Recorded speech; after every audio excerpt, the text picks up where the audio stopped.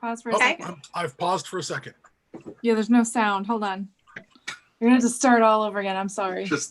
Okay, you should be good now. Go. Okay, it's fixed. It's fixed now? Sound. Okay. Who wants to open up and start running their mouth first? I think you do, Scott. Well, that was I stampeded into the breach before we had an actual sound recording, so I just wanted to take a moment this time around and say perhaps our Ariel Celeste, our Beloved GM, our beloved gifted game handler, master, might want to open up first. Hello, everyone. Welcome. Thank you for coming and watching what's surely to be a shit show. Can I say that? I'm sorry. That was taken this week. The title says that this is Fall of Delta Green, and that's my fault because that's what I told Gwen, our fantastic organizer, and then I changed my mind. So this is actually, I'm going to run a Delta Green scenario. It's a classic Delta Green scenario. Many Delta Green fans will probably recognize it as we move on pretty quickly. Delta Green is a fantastic investigative game designed by Adam Scott Glancy, Shane Ivey, and John Scott Tynes. Don't forget Dennis Detweiler. And Dennis Detweiler. How can I forget Dennis Detweiler? Because he won't let you forget. No, and Greg Stolze. And I would be embarrassed. Well, I was thinking about the names of the people on the book. Well, there's the setting is one thing. That's Scott and Dennis and Tynes. And then the game is designed by Shane and Stolze and, some hangers on. I'm looking at the book that I pulled the scenario out of. Oh, she's looking at the old 90s one. Dennis Scott and John Tynes. John Tynes' name on it. This particular scenario was written by John Tynes. And all hail John Tynes. To give you, yes.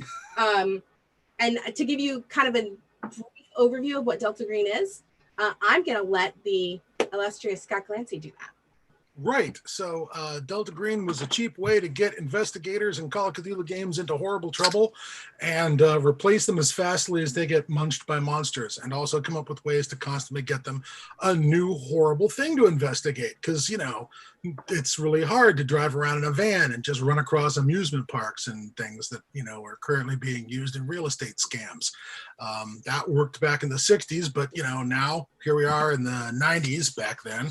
And we wanted a way to keep the players moving on to the next horrible thing. So Delta Green is a code name for a secret government operation that used to beat up on the supernatural. Over the years, things have gotten confused, and there are still a few old hangers-on, guys who remember the old way of doing it, the old way of stomping the unknown and the unnatural and setting things on fire so that no one will ever learn the secrets that man was not meant to know. And that group is referred to in the current canon as the Outlaws. And they work basically like a secret society inside the federal government. They have jobs with the deep state. And when they're not doing all that, federal paper pushing or whatnot, they make excuses with their wives and kids and slip out the door and leave a note for their manager saying they're going to a conference and slip off to confront the horrors that are the Cthulhu mythos. How's that? Fantastic. Sounds exciting. So are we ready to jump in? Sure. Yes. Excellent. Yes. So for the sake of moving things right along, we are going to start from the assumption that you are all seasoned agents and you have made your excuses and said your goodbyes, and you find yourself in two classic black sedans hurtling down a Tennessee highway on your way to a town that you've never heard of at the bottom of two hills called Groversville. Mm-hmm. And you're going to use the car ride to reflect upon the briefing that you just received before all of this started. So Special Agent in Charge, James Derringer, sat you down in a room with a crappy piece of video footage from a convenience store surveillance camera.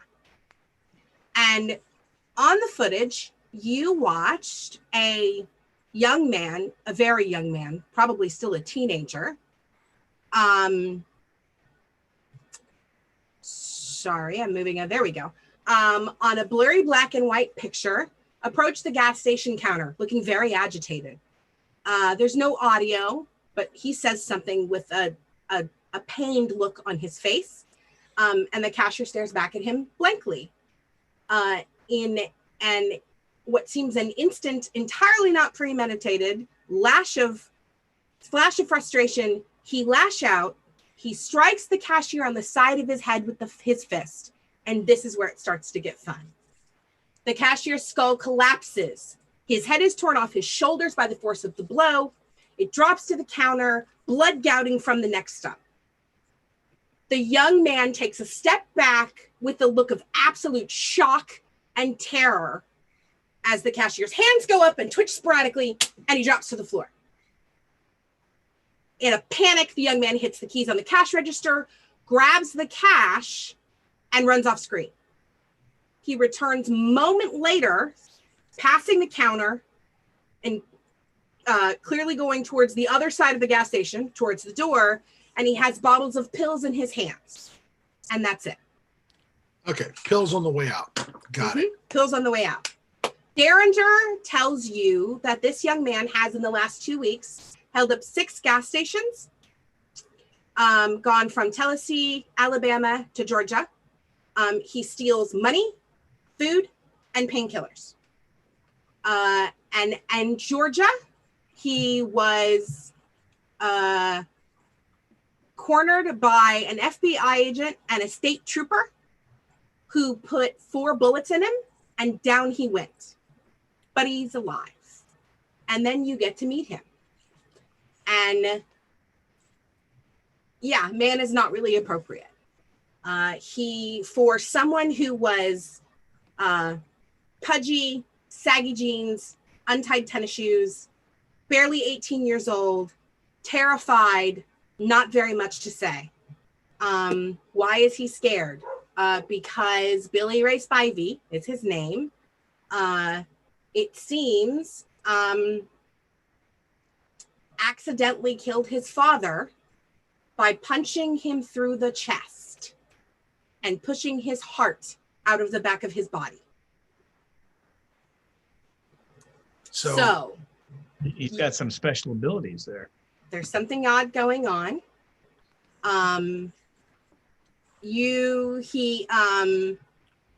What did we learn in the briefing about, say, his musculature? Thank you. That was 8 days ago. What do they know? He's in a great deal of pain, that he doesn't eat, that the entire time that they had him in custody, he didn't go to the bathroom. And it's... I don't like the sound of this had. Yeah. Not a fan of the past tense in this situation. Why are we being called in? Why don't we just burn them? And you got to see him. They do have him in custody. And it's clear that some of his muscle tissue in his arms and his legs, in fact, have been replaced by something else. Something else like bionic metal, or something else like chimpanzee arms, or something else like organic green goo. It is organic. And That it is narrows definitely... it down so much little. of this earth. It is organic. It is definitely not human. Is he in custody now? He is. Are we going to see him now? You just saw him.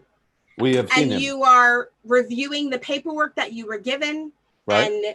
And you have the video on laptops or phones. You can review the video in the car while you are driving. And we are driving to Tennessee because this is his hometown. Right. Trying to find out the trigger event that turned him into redneck Spider-Man. Because one of the important things that you know is that he disappeared for 48 hours and he has no memory of that disappearance. Now, we have a police report from Tennessee about the whole heart punching problem, right? Yes, you do. Okay. The disappearance was after the heart punching or before? The disappearance was almost actually immediately before the heart punching. He came home. He was not home very long. He was clearly in pain when he was home. His parents were trying to help him. His parents were trying to comfort him. He reached out towards his father, it seems, or this is his story. But his hand went right through him, and he doesn't know how that happened. Are there lab reports? Some medical professional examined this muscle tissue in his arms and legs and concluded that it was organic but not human. Do we have access to those lab results? Can I take a look at those? Are there Absolutely. X-rays? What is there available medically? You have access to all of the lab reports, all of the analysis, all of the pictures, but it's not actually all that helpful. It's clear that it is a tissue, that it is organic based, that it is not normal human muscle tissue, but you don't have a lot of information about what it is yet. He possesses tremendous muscular strength. His skeletal structure has not changed. While he is probably strong enough to say, pick up a car and throw it, his bones would break before he could actually lift the car very far. Right. So this is a small town, right? And but have law enforcement agents checked any of the CCTV around the center of town, banks, anything like that, to see if there's any activity? Right before then? The whatever local law enforcement you has done, there is really no local law enforcement to speak. There is a county sheriff outpost in town that only has a couple officers in it. They know about the death. They don't believe his story. What does the medical examiner say about the guy's heart flying out of his chest? My God, that would be fatal. Yeah, right. That's probably what killed him. Do we have a list? Death right there. Do we have a list different of theory. family members and known associates? You do. You have the address of his parents, and parent. Yeah. Parent, No. yes. The parent. And you know that he has a girlfriend named Jane. You don't have location information for her at the moment, but you imagine that's probably not going to be very hard to get your hands on the ground. We are professionals. The FBI has set you up so that you are going to Groversville to investigate what surely is some kind of drug problem. Surely. And Spivey was involved, and perhaps that's what killed his father. So the locals know that you're coming. There is a legitimate there's a legitimate federal investigation happening that you are spearheading to give you some cover for you to sniff around and ask questions and get some assistance from county PD in the area. So the locals think this is basically just a really good batch of PCP. Yeah. Right. That's the story that people are being told. Right. Do we have any other local either crime or fire department reports about the 48 hours during which Spivey went missing or the period right before that? Were there mysterious fires in the countryside? Were there other people who reported strange break-ins or their Dancing cattle on being Sentinel Hill. run off or whatever happens in Tennessee?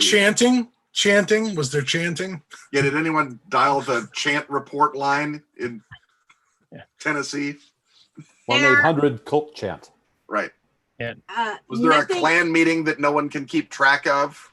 There is Or nothing. figured they were from the other chapter down the hill? There are no official reports to emergency services that are relevant or of any interest. Should we just talk to the We should go talk to the girlfriend and mother? Yep. Oh, sorry. This is an important piece. Oh, sorry. I've never run a game on a computer screen before. So I'm adjusting. You'll have to forgive me. This is about Spivey. Further examination found evidence of extensive surgery revealed by numerous very tiny scars all over his legs and arms. The scars are not visible to the naked eye. The incisions seemed to have been closed with the same non-human material as the replaced muscle tissue. But of course, this kid lived all his life in Groversville? Is there a facility here that's capable of doing that kind of surgery? Or has he been taken somewhere else for these procedures? Absolutely not. There's not even actually a hospital in Groversville. There's a basically a doctor in town. This is country. But this is Central Tennessee. An hour away is the biggest real city, and that's where you would have to go for a hospital. So yeah, no, it's a small town, mostly surrounded by farms. So it's more rural than it is anything else. And this kid's lived here the whole time? Born and raised. Okay, so he's probably never had a psych write-up or any kind of proper medical care in his life. No, he was a non-issue as a kid. He just graduated from high school. He just applied to work at the Saturn plant in Smyrna, which is a couple hours away, and he was waiting to hear back from that. He was never a behavior issue. He was just a kid. I have some terrible news for him about Saturn. Yeah, I was going to say. He's never going to hear back. Never going to. Oh, that's right. They're not around anymore. I forgot. Poor research on the GM's part. That's my bad. It's still a planet out there, right? Yeah, right. He applied to the planet Saturn for work. Yeah. And they're accepting applications. Right now it's a planet, but Neil deGrasse Tyson could get in there and fuck He's that gonna ruin shit it up for all of everybody us. like he Yeah. does everything else. So why don't we just talk to the girlfriend and the mom, see if we get any logistical information if that hasn't been done already. I concur. Let's start with this girlfriend. Well, we don't know where she is yet. Do we have information about where the girlfriend's family has washed up? This Jane person. What's her family Her name? name is Jane Allen. You don't have an address for the Allens. There can't be that many Allens in Groversville. I do my computer. Oh, yes. Yeah. I do the Google stuff and I go track them could- down, use my databases, all that We could also call the mom, and the mom Yeah, would we can probably start know with- where the Yeah. girlfriend lives. Yeah, we have. I do a use telephone skill. Oh, it's a rotary though. Ooh. Ooh. Yeah, that's right. Does that date me? Wait, your smartphone is rotary? That's Yes. bitchin'. It's I want retro. one of It means Retro it's co-op, yeah. tempest proofed, Scott. That's right. So you're. Does Spivey have a cell phone? Does he own a phone? Yes, absolutely. He's a Can we teenage get boy. location tracks for his phone for the relevant period for the week before? You have access to the data dump from his phone. Fantastic. So I want the phone company or Google or whoever runs his Verizon, whoever. I want their location tower track on ping. his phone. Yeah. Yeah, I'm pretty sure that you're that Kurtz can pull that right up for you. Yep. Well, Or Kurtz, where was he? make the So- appropriate request or making the appropriate request, find the GPS information out of the data dump to do. Of course, the figure out trick where- is this is just going to that's show gonna us. take you a few minutes. Is this going to show us where his GPS was, or is it going to just show us what cell towers he pinged? Kurtz can Depends. triangulate. we can Wow. triangulate based on the Kurtz can data. triangulate. Trigonometry. Depends how many cell towers in this shithole town. It's true. Hundreds. It's We like, can well, biangulate. he was in this town. Yeah. Okay, we know there. Hooray! We've narrowed Well, it down Yeah, to this town. there's Adam, probably just enough. So you know that you want to go talk to Spivey's mother. You want to find Jane Allen, and so perhaps the path to her is through her parents. The assumption is that they would know where she is, or she will be with them. And Agent Cornwell, I feel like Cornwell's the person who should be talking to survivors. Well, I'm I on was it. going to point out that with his years of experience as a special agent, he also knows that it's probably better that you check in with local PD sooner than later, as they can find it a sign of disrespect to hear that you've been tromping around their town before you announce we should yourself. probably stop by and talk to the local yokels before we start going and interviewing suspects. yeah, that's a great idea. All right. My years of experience reminded me of that. All right. Sure. Let's go pull up in front of the sheriff's station and see what There it is. Sheriff, It's in the back of the 7-Eleven. yeah, see what Sheriff Harry Truman is up to. Or deputy.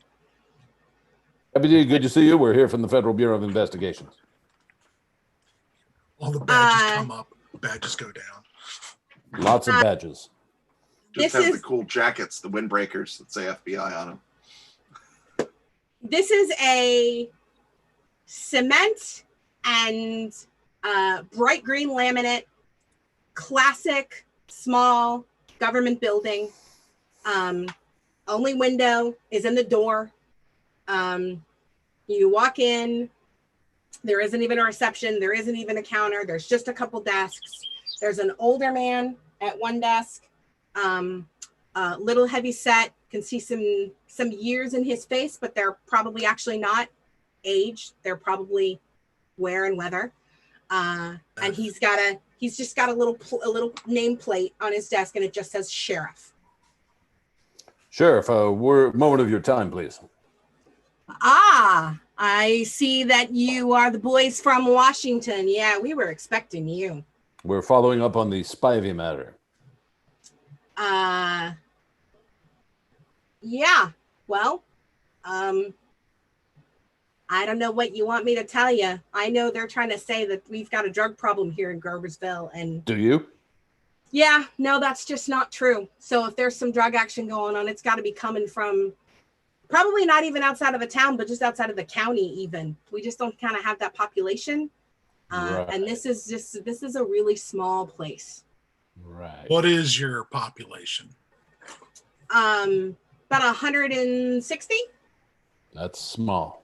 That's the size of my actual wife's hometown of Sampson, Alabama. My favorite thing about Sampson, Alabama is that when I was there, there was a sign in the hardware store window that said, "We sell guns." So that's what I'm seeing. There was literally SAIL? SALE. Yes. SAIL. Yes. We sell. We sell them. Yes. We sell them right here. I feel For example, you noticed on your way into town that you passed a motel, and you know that motel is the only place to stay in town, and it is literally your classic parking lot carport motel with like 6 rooms that you pull right in front of, and that's it. That's what Groversville has to offer. So the Banfield, it's like the Banfield in Portland. Yeah. There you go. Or the kissing. I don't know. There you go. Like so many things. Sheriff, do you have an address for Jane Allen? Yeah, sure. And he gives you that information. Thank you. Her father is one of the aldermen of this town. He's a good man. She's a good girl. Well, I'm sure she is. Then she'll be eager to cooperate with the FBI. What can you tell us about the Spiveys? What kind of family were they? The quiet is his father. Super quiet now. He had a heart condition, I heard. His father ran the local hardware store. Did they sell guns there?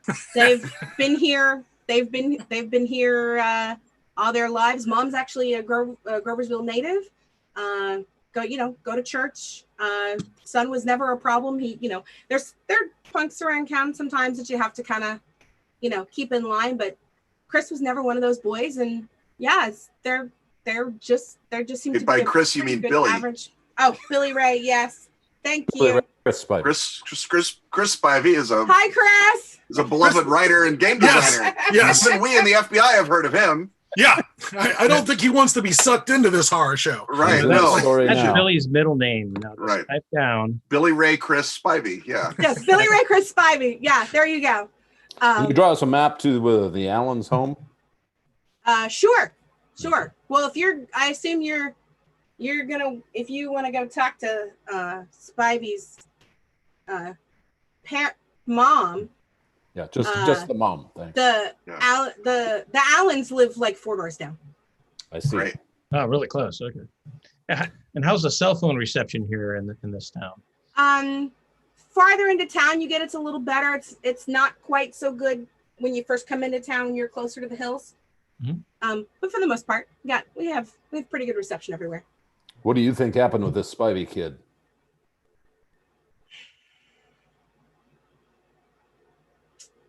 a boy at his age is trying to figure out who he is and how he wants to change in his life and the man that he wants to be. And maybe he and his father just had a disagreement about how that was going to work and what that was going to look like. But as for how his father ended up all tore up the way he was, I don't know what to say about that. In all my years, I've never seen anything quite like that. What about the subsequent rampage he seems to be on? Any thoughts on that? Well, I can see why that would lead folks to believe that he's dealing with some addiction issues. And, we aren't immune to it. We've had a few kids with problems. But yeah, I mean, if, I had to pick anybody out of town who might fall into that, it would not have been him. Besides, Oxy isn't the sort of thing that makes you go on a kill crazy rampage. No, it's blue sunshine. Yeah. The drugs that there are in this town, and there must be some, where do they come from? Usually some of the older kids will drive into Knoxville and bring them back with them, and it's mostly marijuana. And I've been hearing lately of a few more pills. But it's never been a big problem. Mm-hmm. You don't have anyone in this town who cooks meth or makes that kind of stuff? It's happened a couple times, but it's hard to keep secrets in a town like this, and I put those kind of things down pretty quick. Yep. What do the people in this town do for a living in general? Lots of farming.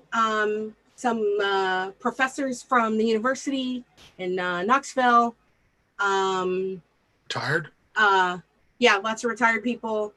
Lots of, there's, if you go downtown, you'll see there's a nice collection of those small shops and businesses, and real estate here is pretty cheap, so people are making trying to eke out something there.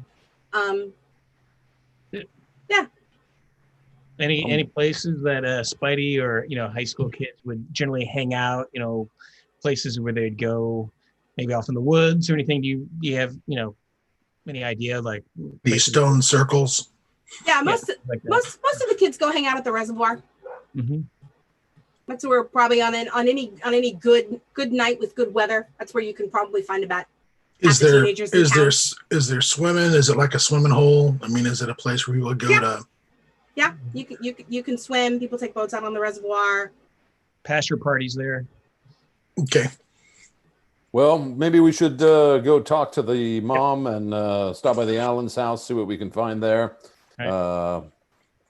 Thank you. You've been very helpful, Sheriff. Well, you gentlemen, you let me know if you need anything. You have a business card with your number on it. We can call you on the telephone. Yeah. Thank you. Yes. Here's my card in case you need it.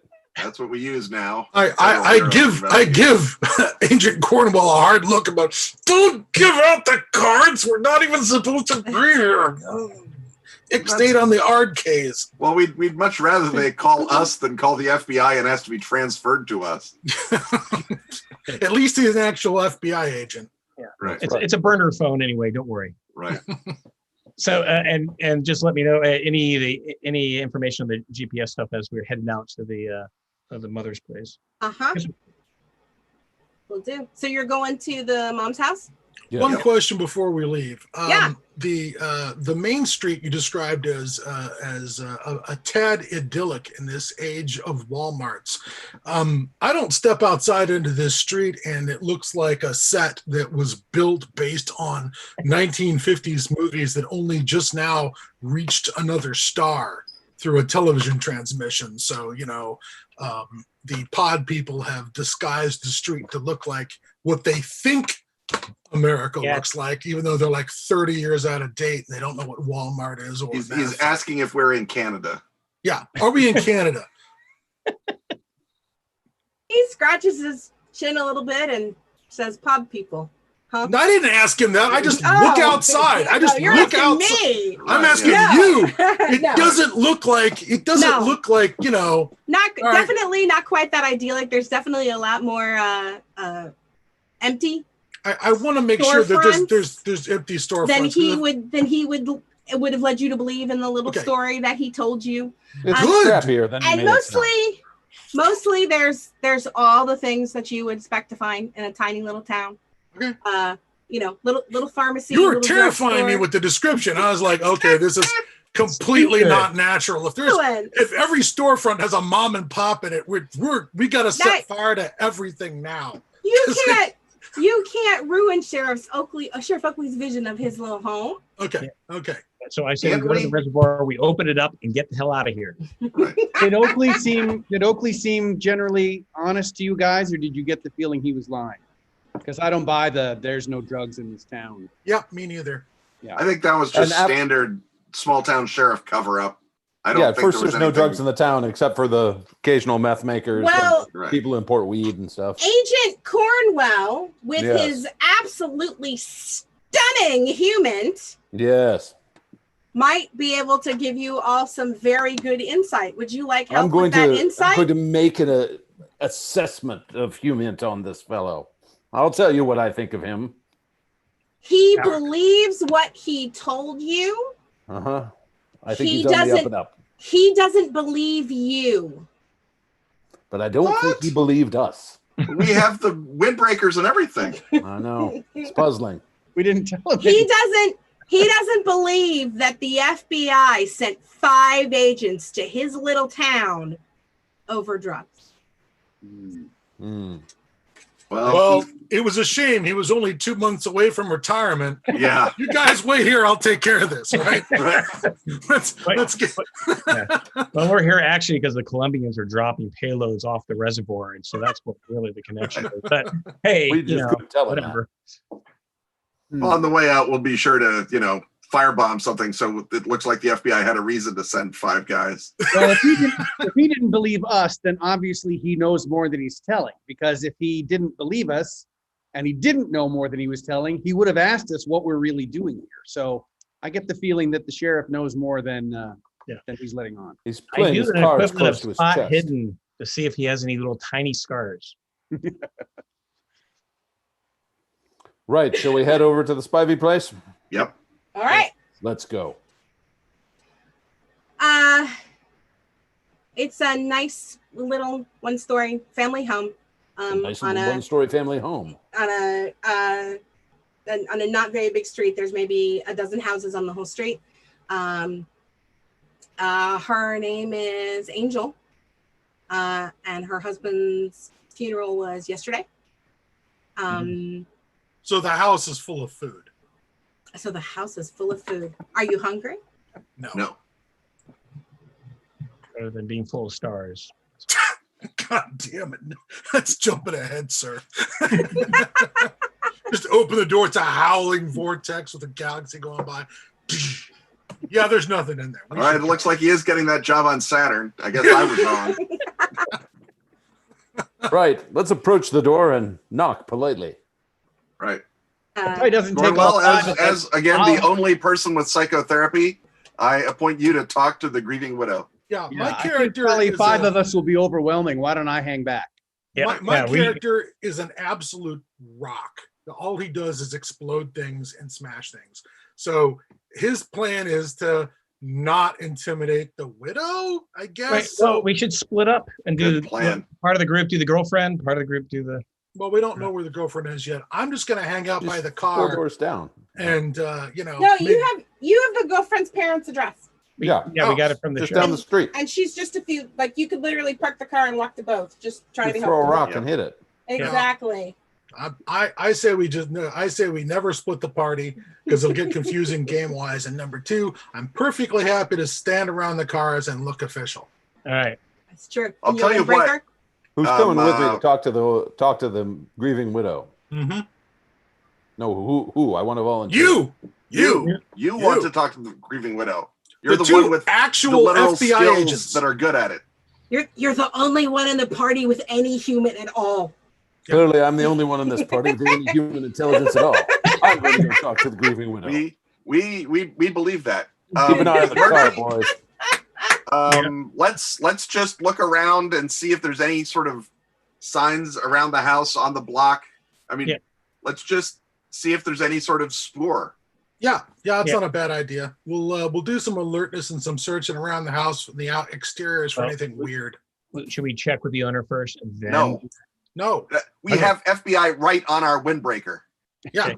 It's just courtesy, small town. I think mine says federal agent. Have you got the GPS information? I ring the bell. Not yet.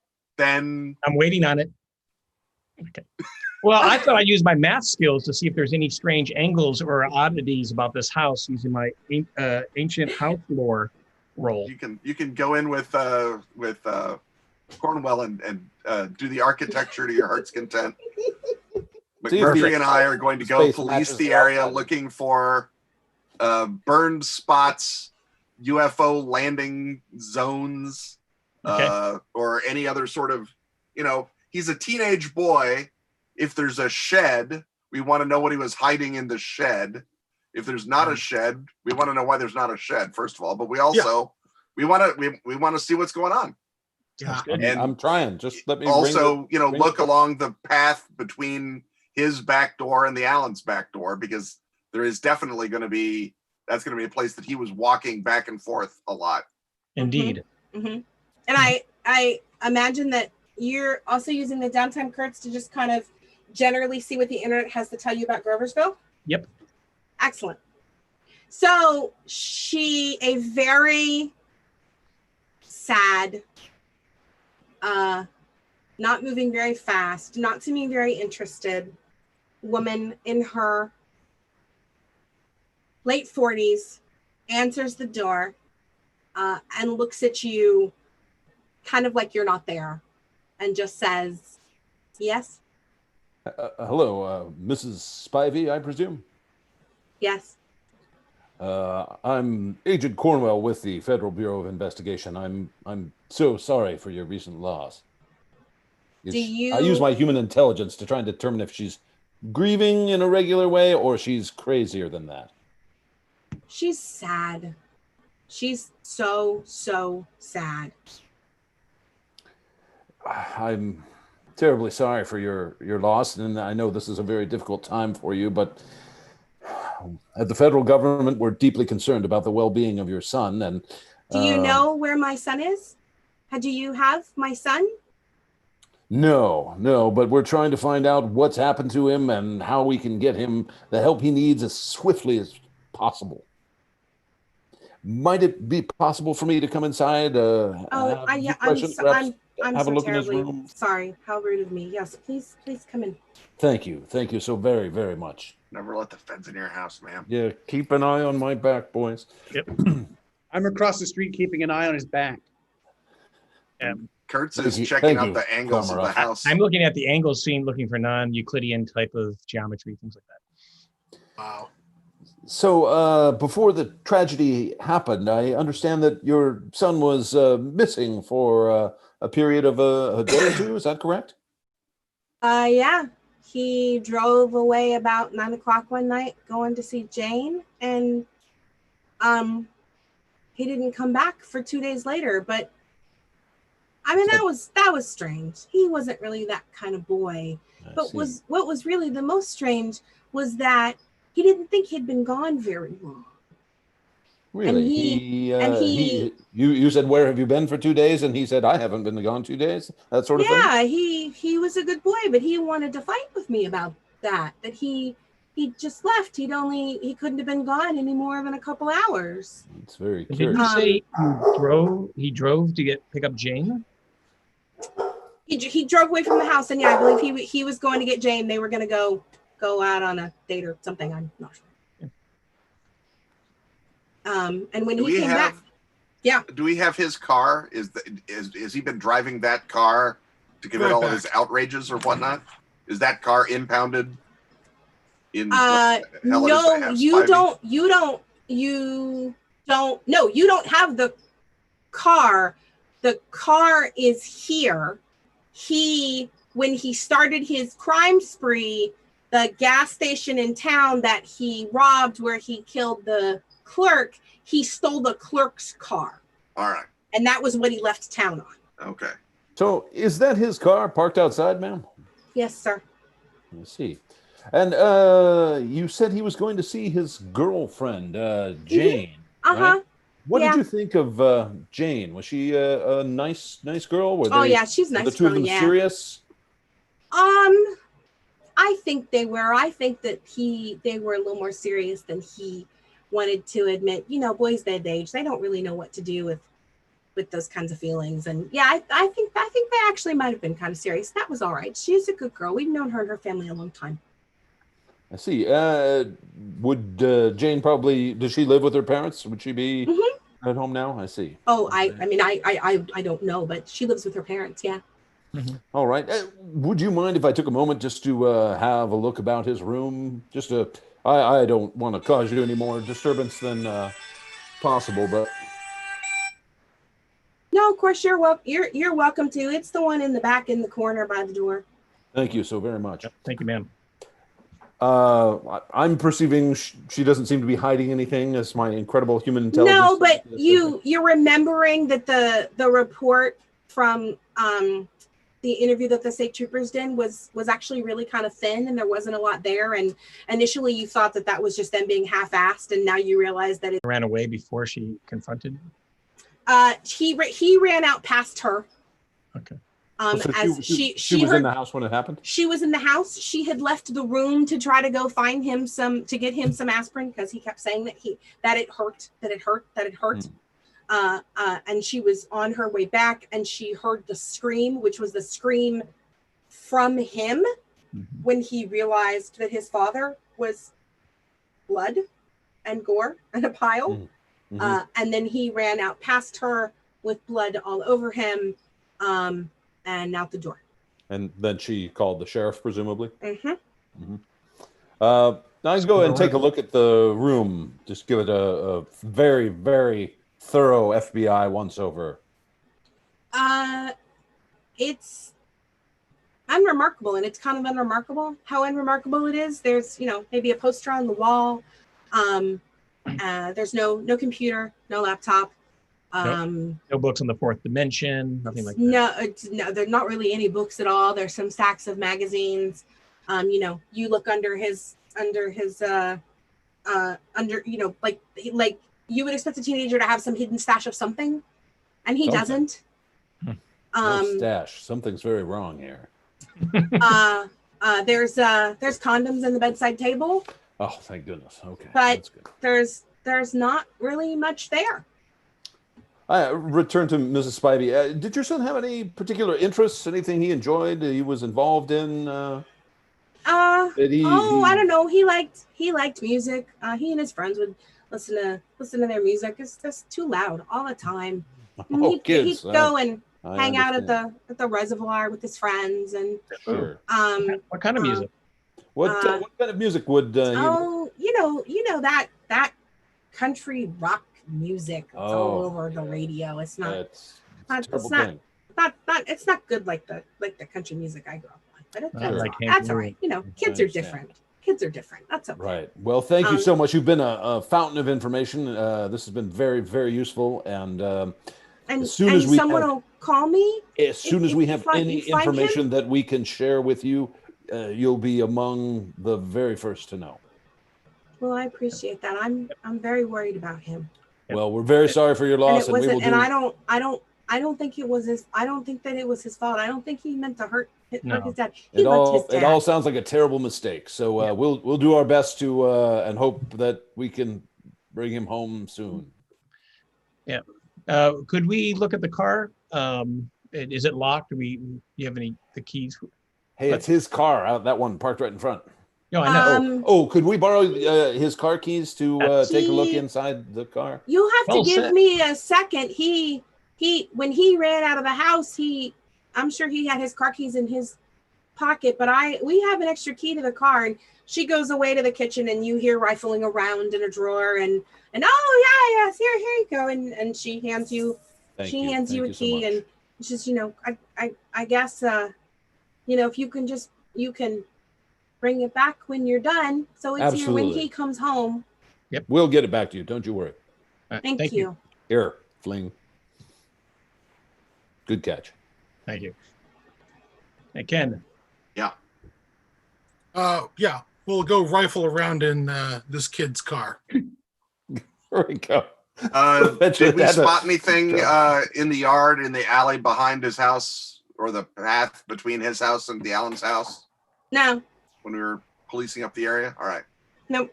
So let's check his Nothing car of interest. around. Pop the hood also, in addition to looking inside. Which of us has the higher mechanical repair? Oh, mechanical repair? That's going to be Kurt's. Skill. Yeah, that'd be me. Yeah. That's No, gonna be I Kurt's. mean, which of the two of us that's out here? Oh, I'm sorry. I don't remember who's out there. It's me and Moultrie. Scott. You and Scott? All the Yeah, people Mulroy with and McMurtry are out here. Well, yeah, we're with the car though. We're out there. Are you? Yeah, because I thought got you were in the car house keys. looking for non-Euclidean geometry. We did, and then All we right, got okay. asked Now for you're car out. key. Kurtz, look under the hood. Tell me if there's anything screwy with the electrical system of this car. I'm checking the electrical system and the else that were around the car. Anything? Do I find anything? No. The car seems like a teenager's car. It's a mess. There's a load of crap in it. It's a mess. Um, There's a load of crap in it. I don't find anything. You dig far enough underneath the paper bags and you find a couple beer cans. And On this earth? Of this earth? yes. Not yes. Space Speed. They are Okay. brands that you recognize, but would not recommend. Labatt's.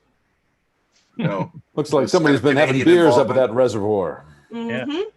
Would it be a bad idea to check out the reservoir too at some point? the king of beers, Old Carcosa. Well, maybe we should go knock on the Allen's door, see if we can talk to this Jane. So, if we're done with the car, I'm going to bring the key back to the mom. Take the key, give it back to the grieving mother. Here you are, ma'am. Thank you. I hope it was Bye-bye. helpful. Incredibly helpful. Thank you so very much. By the way, while we're poking around this neighborhood and looking around, the main thing I'm going to be looking at is watching our perimeter to see if we are drawing a crowd or drawing any observation from the local townsfolks. There is definitely a crowd of 3. Huge crowd. Three Three's a is crowd. by definition a It's crowd. like 20% of the population of this town. Are they in a kind of formation at all, or are they just Damn random? it, Andrew. They are in the formation called playing it cool. They're in a triangle, I I was about to say Andrew. they're in a triangle, No matter what, they're in a fucking triangle, Andrew. unless they're in a straight line. Are they area No. teens or are they They local are yokels? What are they are a girl and 2 boys. They're absolutely area teens. It also does not escape that your notice as you are moving through that at some point someone peers through the curtains of every house on the street. And the occasionally you hear a door open and then close. So it has certainly not escaped the neighbor's notice that there's you 5 all are FBI here. guys. Right. Good. Hey. Anyway, the Allens. Let's go over to the Allen's house. Hey guys, the Allen's house is right over here. We should go. Actually, No, Allen's no, house. no, Maybe no. want to talk to those teenagers because they might know about what the going ons with Spidey. Good thinking, Kurtz. Remember, Seth Green filled in Mulder and Scully really good in that second episode of the X-Files. You want to talk to the kids first before I knock on this Allen door? While they're here, I think you might want to take the opportunity because we know where the house. Right. Yeah, we'll go ahead and try and approach them. If they bolt, they bolt. Well, let's encircle them. All right, I'm flanking maneuver. No, Oh, okay. no, Damn. just no. You with your asthma, go do the flanking maneuver. We'll let you know how it goes. All right. All I'm interested in doing is going up and asking these kids if they knew this Billy Ray Spivey or this Jane Allen girl. Do it. How about it? So as you approach them, they are chatting with each other, but the closer you get, the more they pay attention to you. And at some point, the 2 boys, in the most least casual way ever, walk away. Like they had somewhere else to be all along. Yeah. But the girl stands and watches you as you walk towards her. And as you come up, Hey, those other kids are walking away. and as you come up, before you can even speak, she folds her arms across her chest and pops out her hip and says, "So you all here to look at the lights and tell us what the hell's going on?" Lights? What lights? So, no, then. Absolutely. The federal government cannot confirm nor deny the existence or presence of any lights. We've heard the rumors. And we'd like to learn more. Why am I surrounded by a crowd? I thought I was out there by myself. Yeah, I thought Suddenly there's all these other guys I'm popping sorry. up, but all right. Yeah. Sorry, well, I'm leaning back by the car then. Leave you to Oh, it. you Good take luck. the lead. You're a I young thought you were. I person. thought you were talking to can rap with the this Allens. girl. I was waiting to give him an opportunity to go and do his young people talking to. Yeah, I think I'm actually the youngest character in the damn group at 26. Exactly. That's why I'm saying. Yes. Oh, I'm not going to listen. That's why you're down with what the teens today are into. Yeah, except after all that combat, I'm down like 6 charisma points from all the horrible adapting to violence. So I'm like this. Just Jedi. show them your TikTok. And I'm sure that they'll. My TikTok is all just shooting Iraqis. It's gonna be gross. All right, just like headshot, but not And like that's in that's Call of awful Duty. since TikTok, came out after the war was over. What the hell is going on with you, Mulroy? Well, sometimes you just go back to Iraq for like, when you're on vacation. You just, I mean, I'm just going to say that math and computers are cool. right. Stay in school, kids. Stay in school, kids. Not schools around here. These are terrible schools. So she looks at you. I don't and know anything about no lights. She rolls her eyes at you and waves her cell phone at you and says, "Rumors? Do you not know what the internet is?" Again, the federal government cannot confirm or deny the existence of anything called the internet. What lights are you talking about? Lights out in the woods? The lights out by the reservoir every night, all the time, flitting around like, I don't know, spaceships. But of course, now they're all saying it can't possibly be UFOs. But that guy who's been sniffing around, he's sure they're UFOs. And I mean, you're the government. Aren't you supposed to know about these things? Did you take any cell phone footage of this? I didn't, because I mean, it's a dumb video of blurry lights in the sky, but I mean, the video, it's all over the internet. Well, we have somebody who can look into that. This guy who's been asking around, who is that? Who are you talking about? I don't know, the UFO guy. I think he's staying at the motel. He's got to be. It's the only place in town he could be. UFO guy. All right. Well, again, the U.S. government can't confirm nor deny the presence or existence of UFOs. But thank you, citizen. And I will just You go sound right. so young, Scott. So young. Yeah. He's got like a 7 charisma. He's a dead-eyed fuck. All right. He's just come. Nothing going on charming on this guy. She's not afraid of you. No. But you get the really strong sense that she kind of feels bad for you. She just kind of shakes her head. Well, that's everyone on the And team, really. We all Really? feel Walks that way. away. That's just Agent Mulroy, man. Unfortunate. No. I'm sorry, I meant Agent Fiesler. Look, you guys brought me along in case the jack breaks. All right, I've looked at the stats on this character. I am here in case the jack breaks. That is It's it. true. You are. It's true. All right.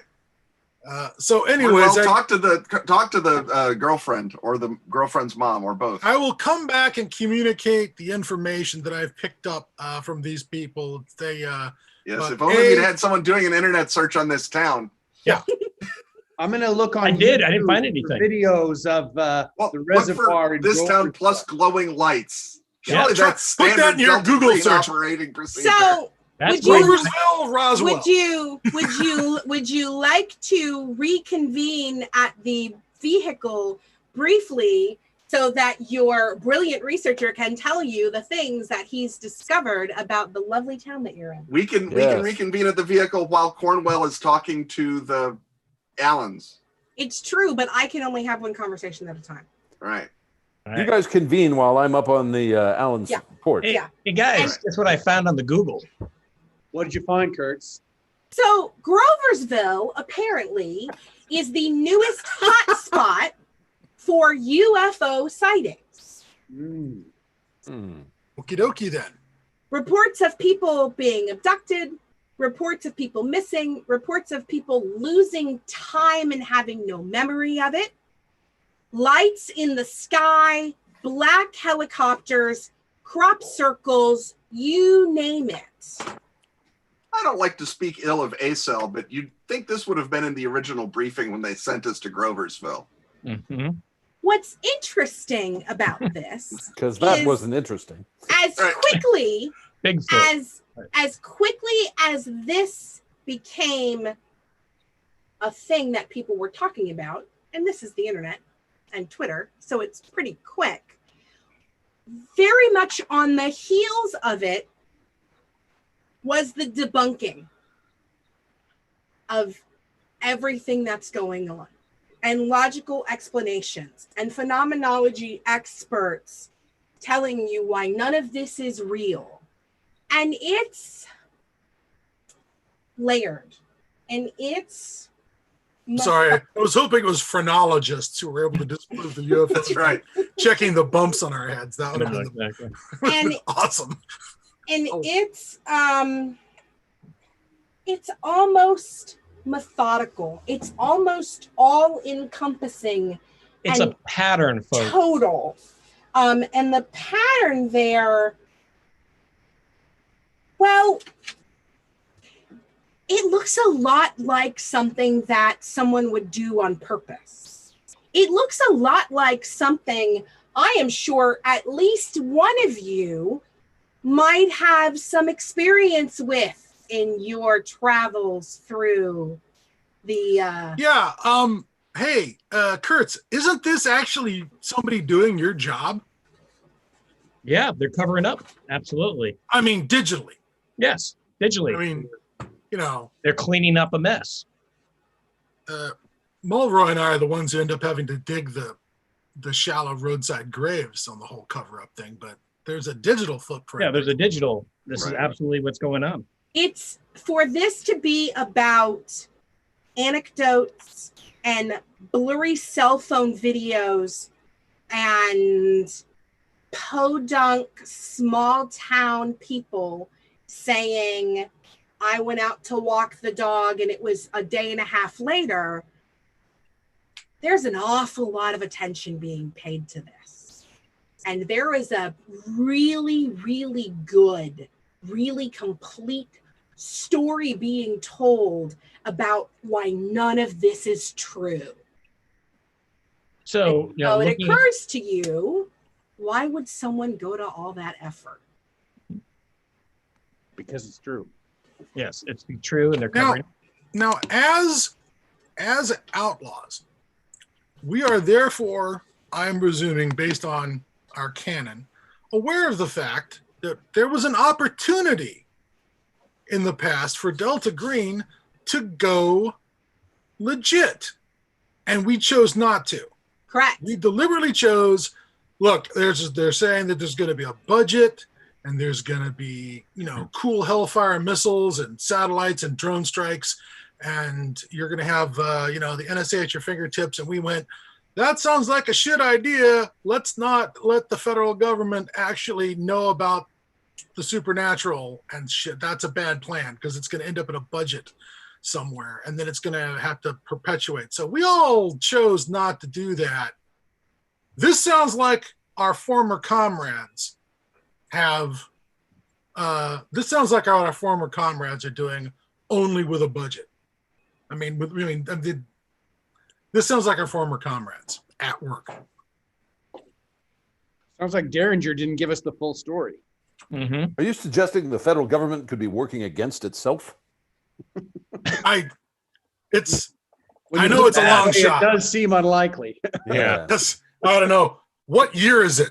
if it's 2015, that's a crazy idea. If it's 2017, well, you all also know that are we wearing masks? Is it 2017 or 28? Is it and we're not wearing masks? Or is it 2020 and we're fucking wearing masks? I mean, which one is it at this point? Well, at this point, isn't it like both? Because it's been 2020 for like 5 years. Yeah, it has felt like a long, long time. You all are also aware of the fact that ACEL is fragmented, disjointed and paranoid. And there is the possibility that Derringer is one of you, and he doesn't know. Yeah, because otherwise, why because send it back? again, you aren't bringing the bodies and the resources to bear that the program is. You have it's not possible for you to. Well, they don't have to bring any bodies down here. They can do all this shit remotely. They may have already done. It's interesting. The idea I'm just gonna say again that the bratty teenage girl said the words "black helicopters" to you. And reservoir. That's a word we've heard. Yeah, times. I mean, clearly it's at the reservoir that we need to go to because that's where all the I suggest we change our cell name to D-Cell for Reservoir Dogs, and just that way the scenario can end in a standoff where Harvey Keitel is pointing a gun at Chris Penn, and that'll be good. That'll be great. That's what I'm looking for. Dun dun dun dun. And you do discover that you get Billy Ray at basically in all of the normal places that he would be in his life, things that you could, his house, extended periods of time. So the assumption is that his house and Jane's house are on the same tower. There's definitely a tower up by the reservoir, and you get that. Sometimes he sort of seems to ping on a tower a little farther away from the reservoir on the other side of town, and that is that happens once in the 2-day window. And once at the beginning or end, where is it in that time period? It happens in the beginning, and then he doesn't show up again until he's at his parents' house. Interesting. So where's that on a map? Let's take a look. We unfold the the Goodyear map or whatever, and put a pin in it. And the closest you can get is that if you once you pull off the service roads off the reservoir and you go east a little bit, there's more farmland out there, and there's a bunch of there's more farmhouses and somewhere over there in that area. I have a smart thing to suggest that my character cannot actually suggest, so I'm going to ask that maybe one of the characters who has a higher intelligence suggest it.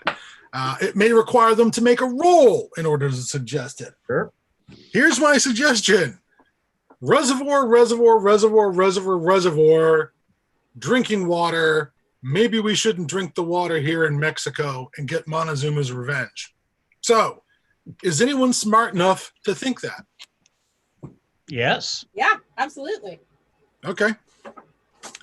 So it's beer. we're on a cerveza. We're on a beer and cerveza diet for the rest of this scenario. Scott, no, we drink pure grain alcohol. Right. and rainwater and distilled rainwater. Yes. Okay. That's right. Are we clear? All right. Yes. So you're standing like 60 feet from the Allen house. Yeah. And someone's gonna go talk to the Allen family. I think Cornwell. Knocking on the door as we speak. By the way, one other moment for the game master. Sure, you're saying that every house had a door creak or a window open. I just want to make sure that as we moved, like the opening doors and windows didn't like follow us down the street and then close up behind us like eyes. No. And in fact, not everyone was so covert about it. One of the houses you pass, the curtains are wide open, and there's a woman staring out her big picture window, having a cigarette, like she's watching TV. Okay, all right. Just making sure that they didn't close up behind like creepy eyes on an enormous creature. That's just bothersome. That's a good idea. Urge to burn things is rising. So is my desire to knock on this door. Knock, knock. So a woman in her early 50s who looks like she's going to a PTA meeting. Would you be Mrs. Allen? Yes, I'm Nancy. How can I help you? How do you do, Nancy? I'm with the Federal Bureau of Investigations. We're doing an inquiry in the area, and I was wondering if it might be possible to speak with your daughter, Jane. Oh, no, I'm sorry. Jane's not here right now. No? Where is she? You know, I'm not sure. I don't know that I've seen her in a couple days. Would you like to come in? I have lemonade. That would be lovely. Thank you. And Stay on the lemonade. I apply some human intelligence to try and find out if she's stoned or dumb or deranged. She's something. She's something. There's something wrong with this woman. You're something else. I see. Does Jane often disappear for days at a time? I don't think so, but that's all right. I understand she was involved with the Spivey boy down the street. Oh, yes, Billy. How did you feel about their relationship? Oh, that was all right. He was just fine. And were they serious? Did you think perhaps get married someday? Oh, I don't know about marriage, but Jane did seem to quite like him. I see. And I've heard stories of local kids having fun up at the reservoir. Is that something that Jane liked to enjoy? Oh, I'm sure she did, yes. I see. And I just try and human int her a little bit harder to see if I'm getting any idea of whether she's drugged or crazy or... The thing that you notice, while she is very put together, and this is a lovely house, and it's clear that the Allens have more money than the Spiveys do, just by the things that they own, the way that the house is decorated. The house is not the product of a doting housewife. It's dusty. There are dishes piled up on the counter next to the sink. It's almost like no one cares that much. Classic pod person presentation. Yep, indeed. Is Mr. Allen around anywhere? Oh no, he's a very important man. He's an alderman, and he's at work. He's at work a lot lately. An altered man? At the church? At the church? At the town hall. At the town hall, that sort of alderman, right? With a D. Okay. Would you mind if I took a quick look in Jane's room?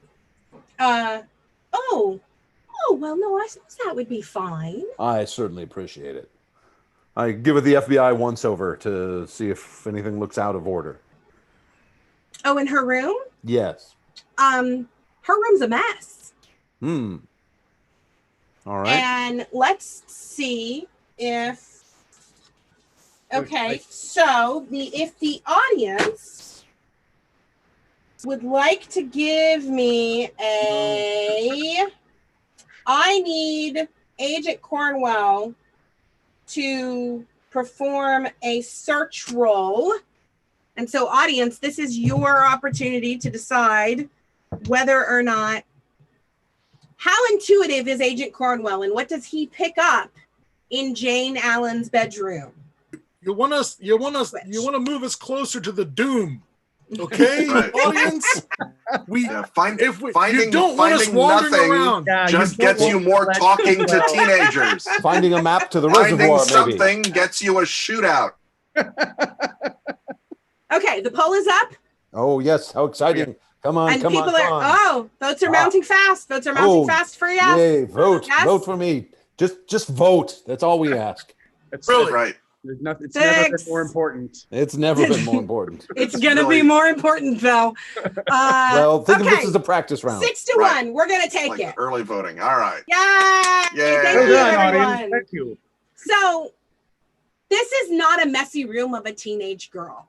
This is a messy room of someone who had to get away fast. drawers Way fast, open, all right. closet open, Packed in a as hurry. if something was, as if she was packing, as if she was trying to make decisions. There's a small a small box that's been dragged out from underneath her bed and is still open. It's in disarray. Krugerrands scattered everywhere. A book that's called How I Did It. Yeah. I take a look We're at always looking for that clue, and it just Right. see what it sort never of turns out. things were in the box that was dragged out from under the bed. There's a diary in the A box. diary. All right.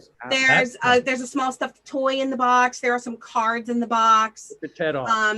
There are some various young girl little knickknacks that clearly, obviously, they meant Girly something to her when she knickknacks. was younger, and Girly she held on to knickknacks. them. There are music You know, like boxes, there's a little ceramic cat. So But, it's you know, that kind of- cardboard hope chest. Is that Yeah, what it's a this card. is? Yeah, it's like a cardboard There we go. hope chest. This is when you're really poor, you get a But when cardboard you are hope chest. when you are now Little Do you have an Motel. alien toy? when you are kneeling down, Yes. looking through the box, what's in the box is not what's interesting. It's that There's you something else. notice on the floor in between her bedside table and her bed is a cell phone. Ah. Dun, dun, dun. I take that cell phone and surreptitiously slide it. Am I being observed by Mrs. Allen? No. No. She gestured to you upstairs and she moved along her way. Perfectly. I surreptitiously. Oh, no, that wouldn't be right. That wouldn't be right at all. I should collect evidence properly. So I take the Cornwell, is diary. this your first day, Graham? Some jobs have to be done right, you guys. Come on. What's this working? I read his character sheet, but you're not stealing, you're borrowing. I It's am. for the greater Actually, good. It's for the Wouldn't greater the- good. So Wouldn't the technical term be seizing? I was just We'll collecting give it evidence. back or throw it in a reservoir later. Right. Whatever. Yeah. The odds are So against it being take, destroyed in the fire that burns this house down. If you I take the diary and the cell phone downstairs, Mhm. and I say, "Excuse me, Mrs. Allen. I was wondering if we might be able to borrow these items briefly. We believe they may provide crucial information as to the whereabouts of your daughter. We'll return them just as soon as the agency is finished with them." Oh. Thank you. Thank you so Well, much. I think that'd be fine. Is Jane missing? Your cooperation is very much appreciated. I think she'll turn up. She'll turn up, but, I'm sure she will. I'm me sure too. it'll be fine. Kids, you know how they are. Right. Well, thank you so very much for your cooperation. We'll be in touch. If you need me, I might be up by the reservoir. Oh, well, won't that be nice for you? Bye-bye. Why didn't Everyone you your just, business cards. did you tell Omar Shakti that you were going to the fucking Sphinx too? Yeah. Omar, we'll be down by the Sphinx if you need us. So, Damn. you guys, look, That's why we never got we past should Africa. split up, look for survivors, and get out of here. Okay, hey. We might save ourselves some footwork if we go rouse this UFO guy Yeah. at the motel. hotel. The He little may Men have in already Black done. activity. Yeah, he may have already done some. Yeah, we can put on our Men in Black, jackets Trench and coats. sunglasses. And after all, he's been a stalking horse around here / mind detector. Maybe he's already set something off. I want to give the cell phone to Kurtz and say, hey, look at this. See who she called last, what she's done with it. Do the thing with the thing. Pull out the SIM card. Yep. Or you got it That's always plugged in. So Track the data. Oh, this encryption is easy. Oh my God. Password was password 1. It's her birthday, She was born on password the 1st. The Yeah. password is, I love no. UFOs. She's a teenage girl. The password would have been Billy Ray's birthday. Oh! Of course. Yes, That's so you got sweet. that dead on. Bingo. So It's like the third thing you try. the only actual interesting thing in her phone are text exchanges between she and Billy Ray, in which they talk about the baby. Ah. Dun, dun, dun. And yet he wasn't with her when he's driving across the country. And he keeps condoms in his room. Do we know that? Dun, dun, dun, dun. Maybe they found an alien baby. Okay, sorry, I have to revert to paper. Maybe in his new state he decided not to use condoms. So there you go. Right. Or he was just too strong. I was going to say the condoms could not withstand the The alien DNA in him. yeah. All right, so we're It's a gonna- family So show. those text messages seem to go back about 3 weeks, and they're talking about names and when they tell their parents, if they tell their parents. She's saying we should just leave. It's on some level it's exactly what you would expect it to be, and okay. and then most recently are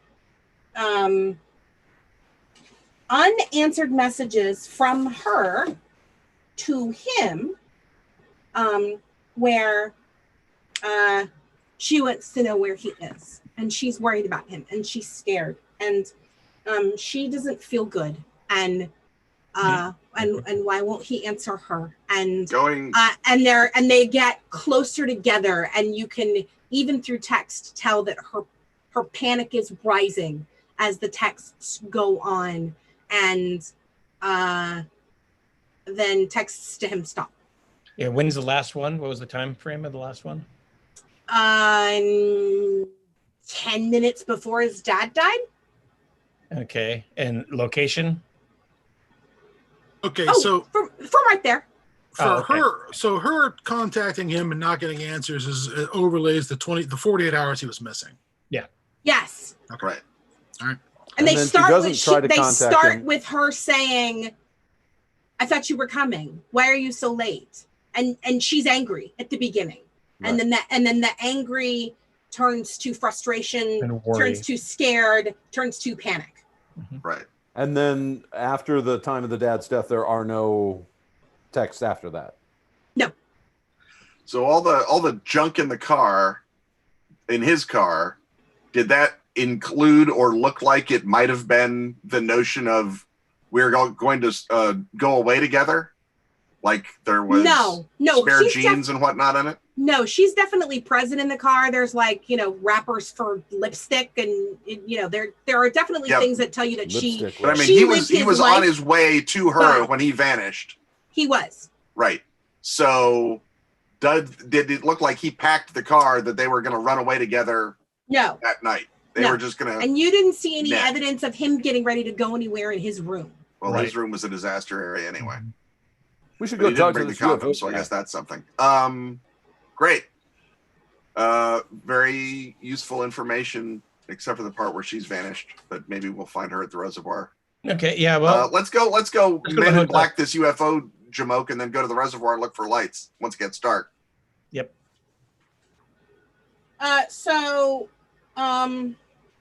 This actually works out because you all need to make sure you have a place to sleep.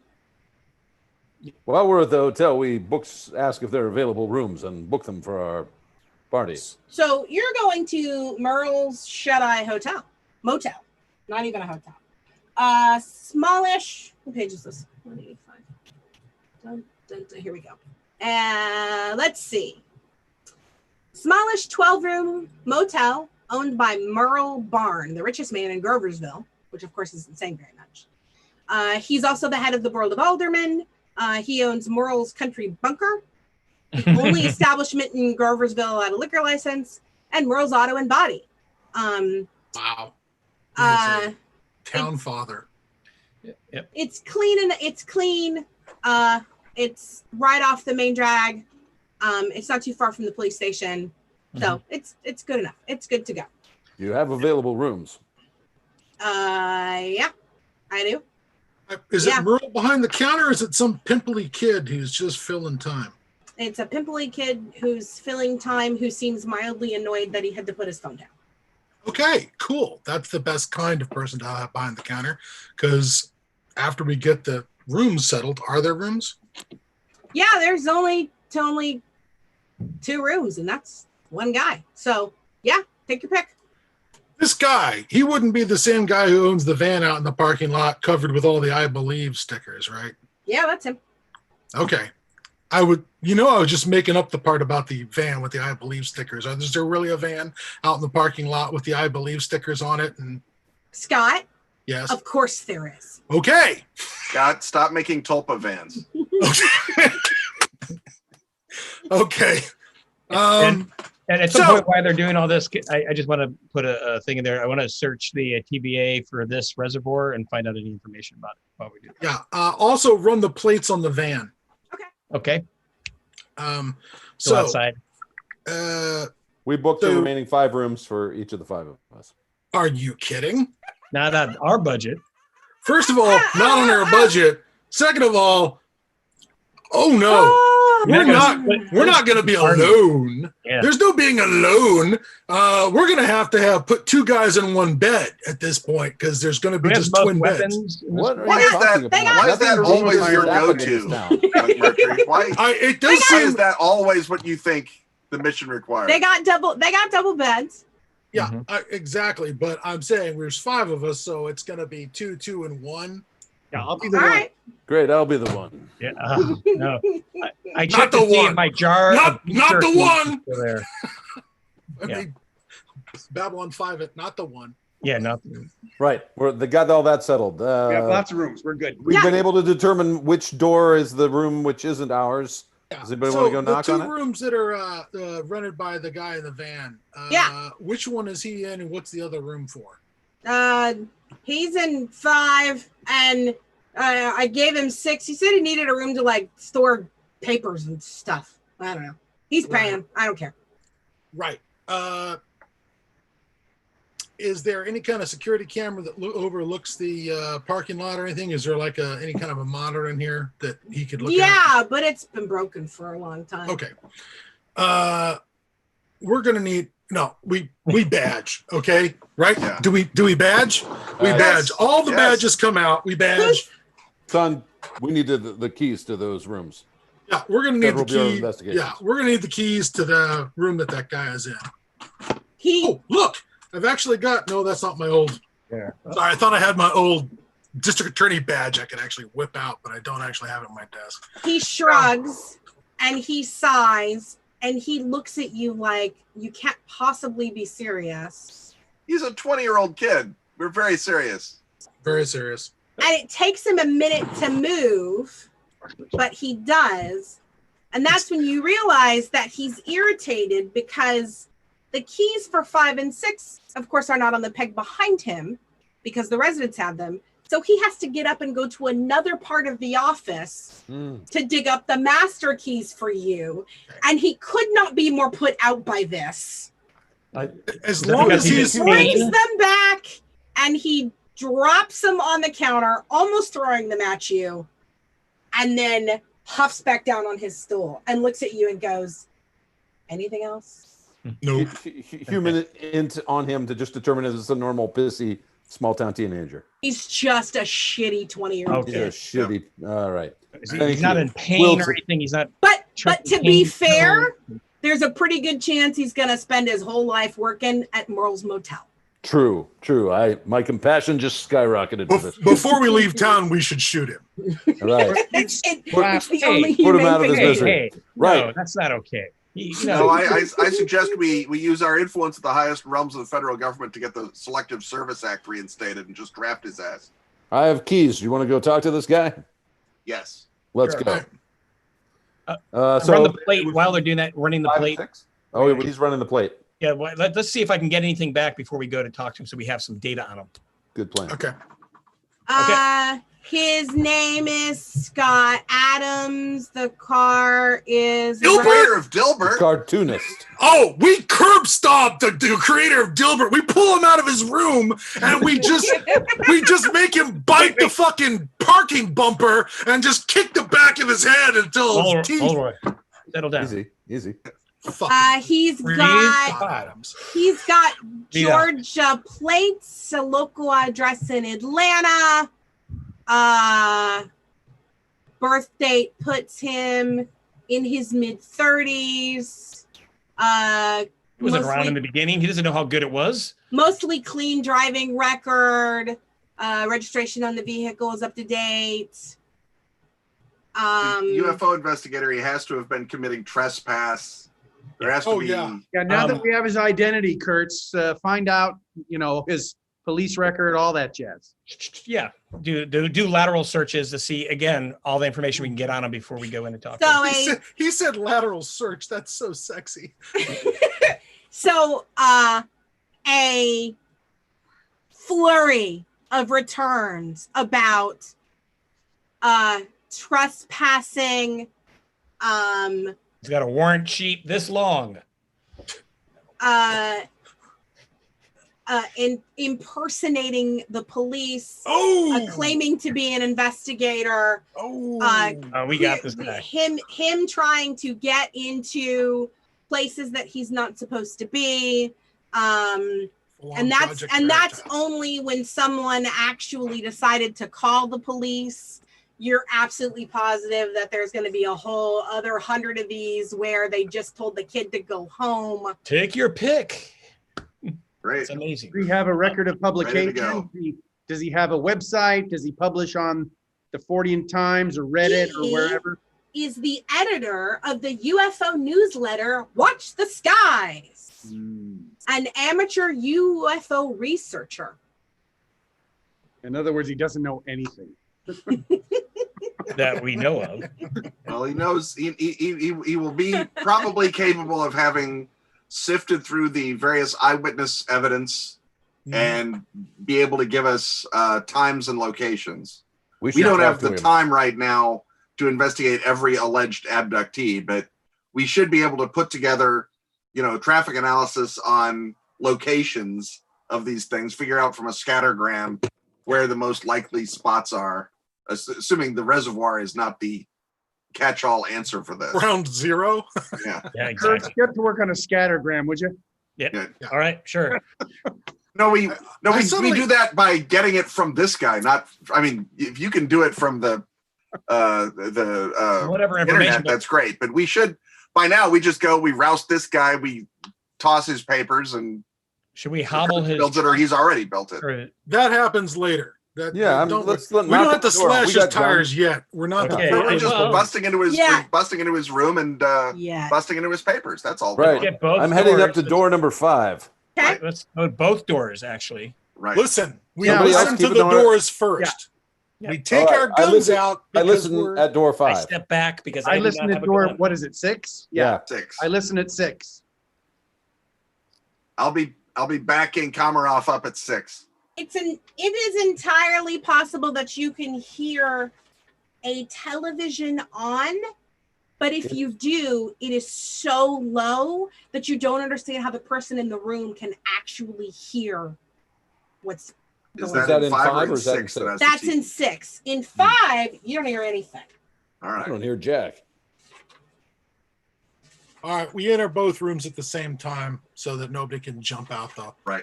I'll back up. Wait, hold on. Who's going in? Who's opening the door for 6? I'll back up Komarov at 5. If Komarov doesn't have Kevlar, I'll Here's go the in key. first.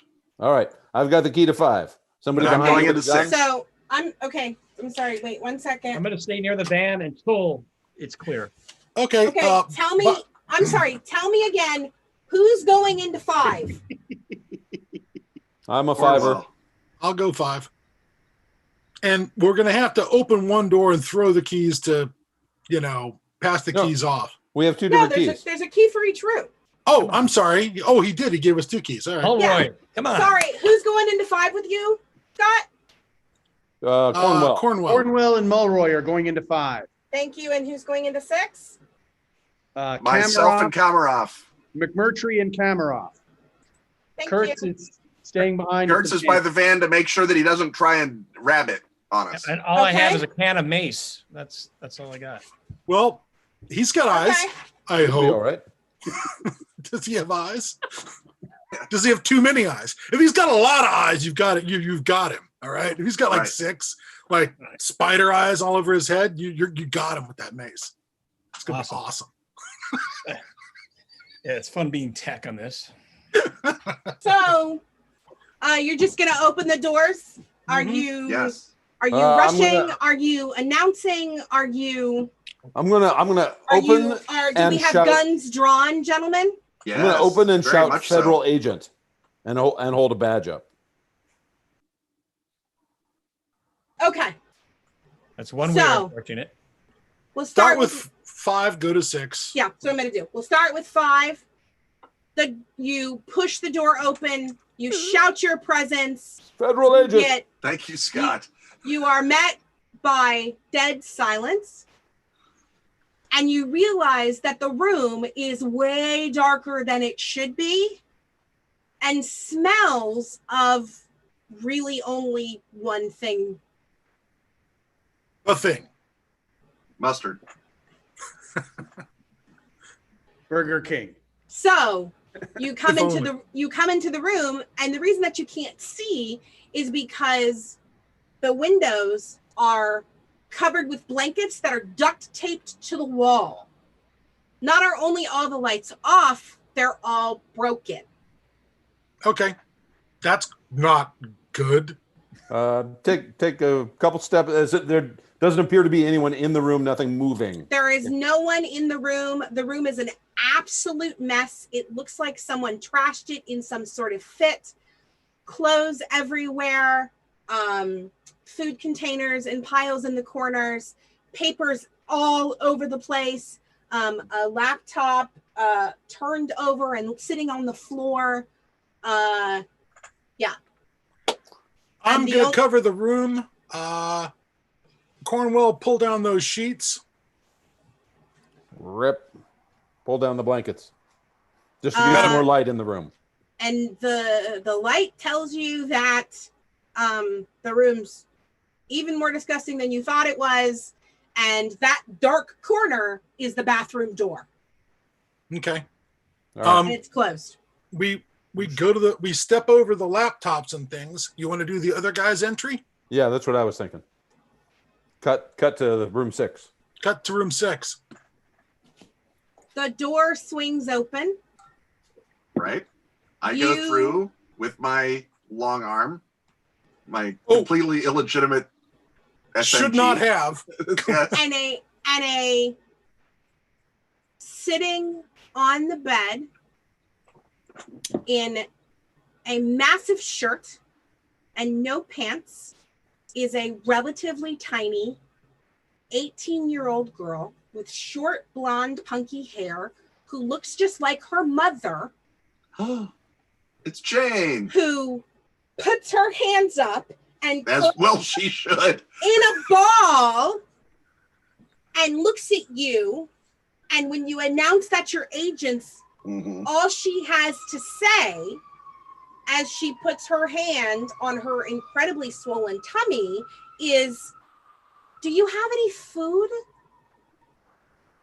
We'll get you some food, ma'am. Maybe I should take care of this one. Yeah. Well, is there a connecting door between this and room 5? Yes. All right. Pop it. I go to it and I bang on it and I say, Cornwell, this is your department. Okay, let's switch. Camera off, you've got some sort of medical training, right? Take a look at. I have. Take a look at. Look at her I'm belly. assuming this is Jane Allen. Jane, I say interrogatively. She is the, for the people who are in the house, she is without exception the absolute spitting image of Nancy She Allen could be 25 a years clone. ago. We don't know that. This girl looks just like Mrs. Allen. So perhaps someone should ask her. I said Jane. Are you Jane Allen? Yes. Yes. Excellent. Whoa. She sounds like a dog. Right. The hounds of Tyndalos are coming into the other room. Everyone, look sharp. Shit, the scenario has changed gears. Camera off. Take a look at Miss Allen. I go up to Jane. I tell her I'm here to help her, and I examine. I bark out the door to I open the door between laptop. The two get in here. Laptop. Wait until we clear the bathroom. Right. Stand by. And I don't know, kick the door. I've got a 15 strength. You're kicking the door down. Are you alone? Do you have backup now? I'm in the there room, a swap? or I'm in the doorway between 6 and 5. I can see him. It's a hotel room. It's not that big. No, you can see him. So him. if something happens to him, I'll avenge him. Okay. Thanks. So- What I'm hoping is if something terrible happens, you'll shoot through the paper thin wall into the bathroom. I'll shoot through the paper thin wall and the slightly less paper thin Mulroy, in fact. Right. So glad I brought a So- bulletproof vest. So you kick open the bathroom door, and Boom. That's a strong word. the smell of decay overtakes you.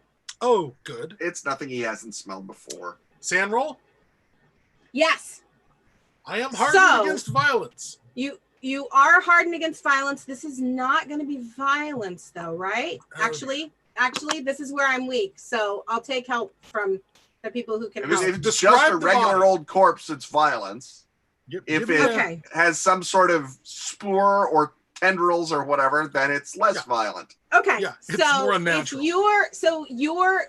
it's just essentially a heavy set guy in his 30s who slit his wrist. That's what you can see from the doorway. That's nothing then. That's Okay, and he's And been my guess- marinating. Has he and- been marinating in the water in the tub? Yeah.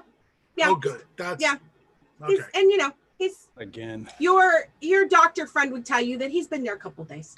Yeah. Well, okay, that one's for the doc. yeah. Never No, it's mind. not. Yeah. I mean, unless there's any sort of evidence or indication of something outside the ordinary, that he's just a fat loser who cut his wrists, it's not for the doc. The doc has got Jane Allen to worry about. What's She more may have important, an alien baby.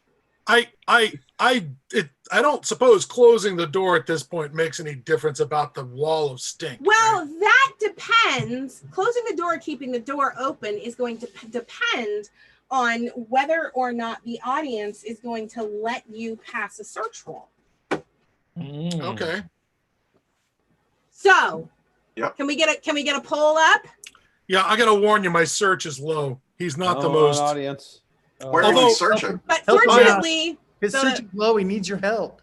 Yeah. his search is low. The room is not that big. It's a bathroom. It's But a my motel awareness, bathroom. my awareness is good. Right. And it's So hard something to direct jumps play. at him. I mean, it's just Oh yeah. it's just Scott up to his armpits in the tub. What can possibly go wrong? He'll find whatever's there. I'm gonna fish around until I, find his horribly water swollen genitals. That'll be great. Oh yeah. Then That's- you'll That have was something to do imagery. while we wait I- for the audience. I feel like this is suddenly a different game. No.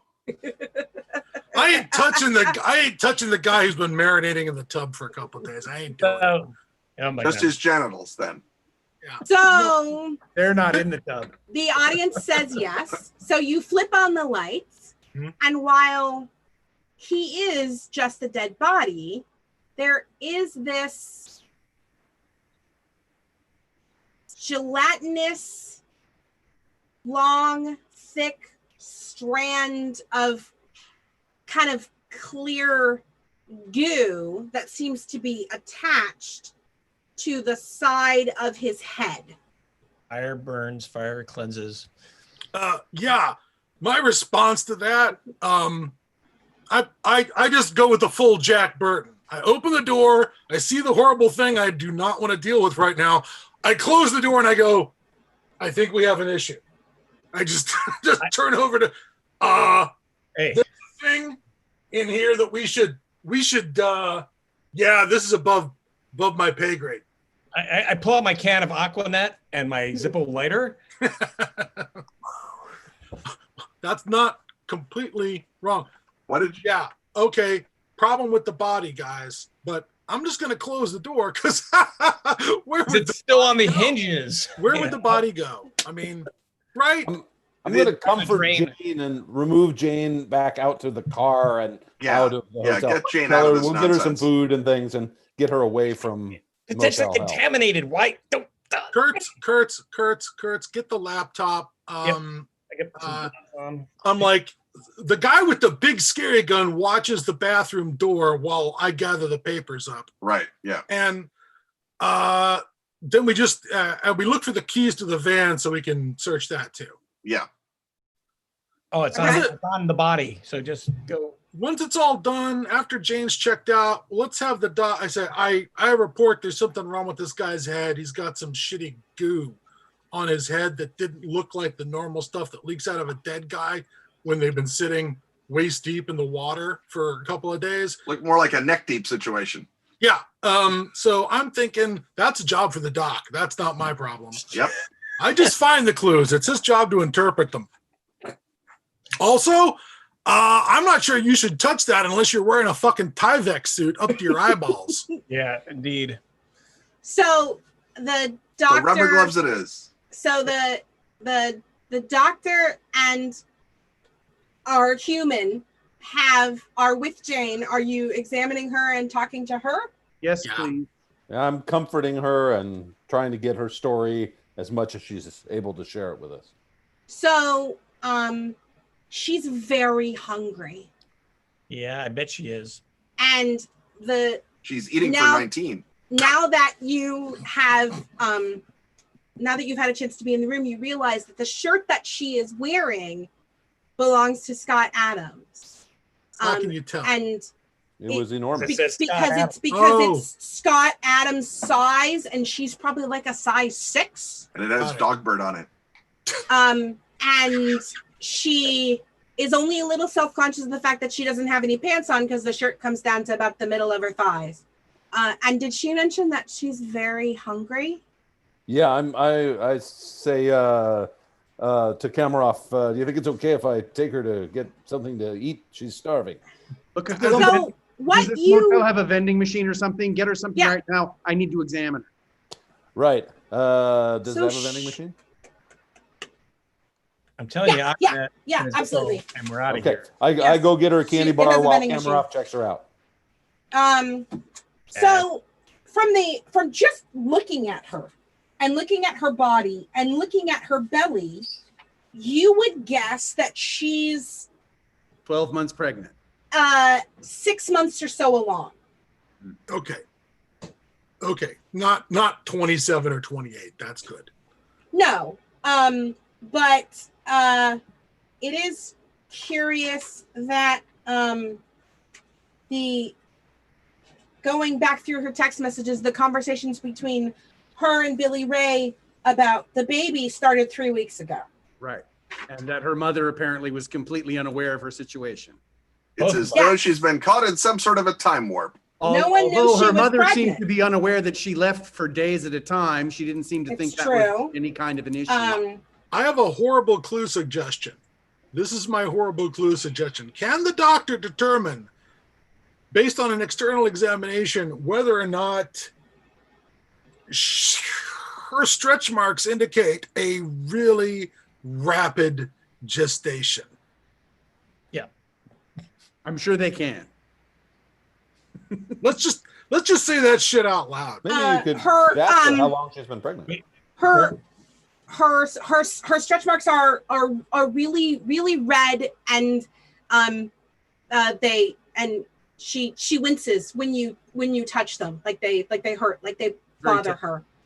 I asked her how long she's been pregnant.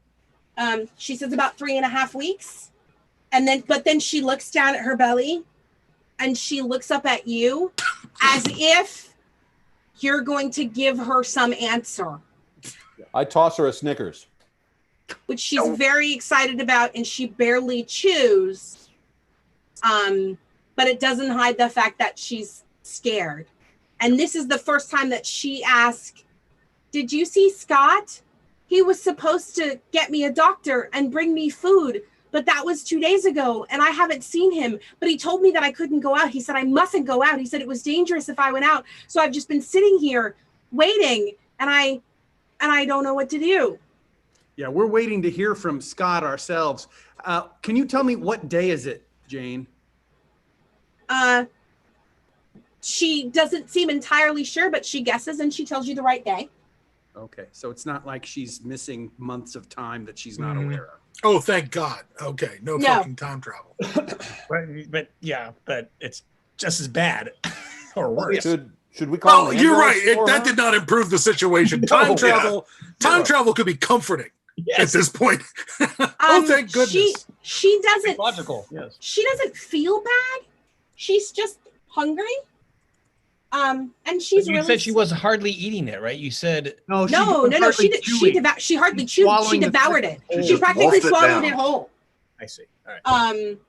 We should probably have a paramedic or somebody check her out, don't you think, doctor? That's what the doctor's for. We have I a know. doctor. Yeah. I don't have my kit here. I'm a pathologist, not an obstetrician. She definitely needs to be taken to Knoxville or whatever, and I should go check out Scott. Well, we could kill her and then you could examine her. I mean, that's a good plan. Just getting into the mood. Fire is a good thing. That's all I'm saying. All right. When's the last time you spoke to your parent, to your mother, Jane? When I left my house 3 or 4 days ago. Does she know about the baby? No, we hadn't told anybody yet. And we thought, and she looks at her belly again. We thought we had more time. You were going to meet Billy where? He was supposed to come and get me, and we were going to go to the reservoir, and then he didn't come, and then he didn't answer my texts, which isn't like him, and I was really mean to him in those text messages, and I shouldn't have been. And then the next thing I heard was that he'd killed his dad. What were you going to do at the reservoir? We were just going to go hang out and see our friends. I see. Listen, and how do you know this? How do you know Scott? Everyone had been talking about the UFO guy, and he had come up to the reservoir and asked us questions about the lights in the sky. And he was really nice, and he told us all of these weird stories about weird things that happen to people when aliens get involved. And this seemed like a really weird thing happening to me, and I thought maybe he could help. And so I knew he was here, so I came here. And how was he acting? Was he acting all right? Was he disturbed? Was he agitated? He seemed to be really concerned about me, and he seemed to be really concerned that we were being watched. And that was when I first got here. And then he went away for a day, and then he came back, and then he was really, really weird. He said that everything was too bright and everything was too loud, and that he would be okay. He just needed to sleep, and then he would get the doctor and get the food. But it was like his clothes hurt his skin when they were touched, and then he was asking me if I was missing memories, if I couldn't remember time, and was sure that had to be the case. But I don't. I don't have any. That didn't. I've heard about these stories in town, but that didn't happen to me. And then he went to lay down, and I didn't hear from him since. And you've been in this room all by yourself without food or help for 2 days. Yeah. And you didn't go next door and not open the adjoining door? You didn't? I can't open the adjoining door. He said that was for my protection. But I knocked a bunch, but he didn't answer. And I thought that was weird because his van's outside, but he liked to walk a lot. So I guess maybe he was walking someplace doing his alien investigations. And how are you feeling now, Jane? Are you in pain? No, I'm hungry. Yeah, okay. Cornwell, maybe you should, you said there's no hospital in this town. The nearest hospital is in Knoxville, you said? Yes. Do they have emergency services? If I call 911, who answers? The sheriff? I can call the agency. We may need to reunite her with Billy. Right, but we should have her in our custody, but in full medical care. I think her condition is precarious. Her condition is emergent. If she's 6 months along after 3 weeks, then we only have a matter of hours. Like 45 minutes. I'm going to suggest that we If go to the gas and sip. Your math nerd double checks you to make sure that you know that if you do the math, you got about a week and a half. Oh, so we have a little bit more time. Presuming that she delivers at 9 months. Okay, so we have plenty of time to go to the gas and sip, buy a bunch of Mad Dog 4040, pour it out, and fill the bottles with gasoline and rags. Or Aquanet. Plenty of time. I was thinking we could get her some microwavable burritos. We could put her in a microwave.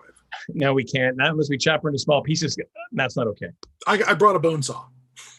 Of course you did. How long have you been on the job? This woman needs medical assistance. Yes. I should go into 5 and look at right. Yeah, let's go. Oh yes. Did we find the key to the van? I'm gonna just see if it's unlocked. If we didn't find the key. The key's just sitting on the desk in the room. All right. Yeah. I grab it. It's in a pair of his pants on the floor. It's there somewhere. It's not hard to find. I have gloves on because I took the laptop. All right, let me open the van for you rather than open it and whatever jumps out. So I'll bring a gun. Like it. Go ahead. And I'll open the van. But we'll do that after we've gotten all of his papers picked up and thrown in the trunk of one of our cars, his laptop, all that shit. Okay. So, you're going out to look at the van, Kurtz? Well, so as you leave the room and you hit the sidewalk in front of the room, the kid comes out of the office and he's carrying a box. Okay. And slower than you would think humanly possible, he's walking towards you with the box. And he goes, "Hey, so are you guys like those FBI agents?" Yes. Yes. Oh, yeah. This came here for you today. Put the box down. Thank you very much. Since I have demolitions, I'd like to examine the box and see if anyone has mailed us a bomb. Because that's where we're living right He now. looks at you. He shrugs his shoulders. He's like, "I don't know. The UPS guy brought it." And he drops it on the ground, almost drops it a little too droppy, and walks away. I will go to the box and start making sure, like, does it smell like plastic? I mean, before we open it. Does it taste like C4? The box has absolutely the return address that it should have that tells you that it's from A-Cell. Okay. Oh, A-Cell's sending us a bomb now. That's probably a good plan. Just clean us out, turn it over to a new troop. Make sure you open it when you're all standing around. No witnesses. It's gonna have a fucking dog head in it. It's just gonna have a fucking dog head in it. Have you been waiting for that all day? Yeah, no. But now that I have a box that's been mailed to us, yes, it's gonna have a fucking dog head in it. That's Or how it might this be the shit missing works. beef jerky. Oh, it could be the missing beef jerky. Yeah. All right. So I'll Did slit it open while I'm doing that. And did we send Jane off to the hospital, or is she sitting here next to the bomb/briefing documents? She's right now. I think she's still in her room. Right. And okay, Migliore and I are outside by the box. Right, Migliore is probably behind the van in case. I'm comforting Jane to make sure she doesn't wig out now that the doctor's going to go see the slimy suicide guy. Right. And Kurtz is going through the laptop. Yeah, I have the laptop. I haven't gone through it yet because we came outside and we got confronted with this situation. Right. All right. So didn't even get to the van. No. All right, go open the bomb. The box. All right. Yes. Thank you. I'm behind the van now, waiting for Mulroy to figure it out. Okay. Is there anything on the package labeling other than the address? Is there anything else symbol-wise? Any patterns? Anything that we might decipher? Clue? No. It's addressed. No, it's just a reinforced cardboard box. It's addressed to the unspeakable cult of Hastur and Funtime Jamboree. Yes. No. That will be us. It's Indeed. addressed to the suspicious FBI guys, Groversville Motel. You'll know them when you see them. You'll know them when you see them. Oh, sigh. And you will see them. Yeah. We are not covert ops. We are overt ops. This is overt operations. All right, open the box. Jesus. What's in the box? Is it Gwyneth Paltrow's head? Just open it. It is 3 2-gallon jugs of a clear liquid and several spray bottles and a note that says, perhaps this will help Charlie. Okay. I take it out. I smell the spray bottles. The spray bottles full. Protocol. Yeah. No, the spray bottles are empty. All right, then I open a jug and I sniff it. Anything? It smells vaguely of chemistry.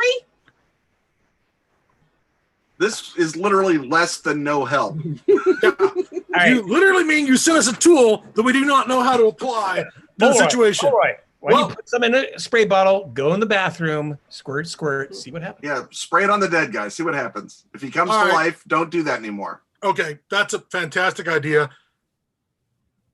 I'm going to start that, but I'm actually thinking I'm going to spray it on the girl first. Because don't spray the girl. For God's sake. I'm going to spray myself. First of all, that's actually a better plan. We're so screwed. All right, I start trying to fill the bottles out in the parking lot. Do. Okay. And when I'm done with that, I don't know. This is a rush. Let's make sure we open the van and we check the van. Okay. Okay. He can work on the van once I make sure the van isn't filled with piranha cats or something. Clear? It's exactly what you would expect to be in it, considering who he is and what he's doing. I've literally been standing by this bathroom door for an hour and a half, apparently, waiting for you chuckleheads. All right, sorry. Fine. Get on it. I'll work on the papers and the thing. You're going to go back to the bathroom. You have a lot to read and examine. Show the pathologist the slime head. Yeah. Okay. So this is, Sarmi, tell me who the person is that's there. Cameroff and myself are near the bathroom. I know you are. It's Cameroff that I need. Okay. Yes. So you open the bathroom door. There's the body. The body's kind of leaning, and the slimy goo is on the defying gravity side of his head as he is leaning. Oh. Okay. Then it goes. It's even worse than I thought. That goo defies gravity.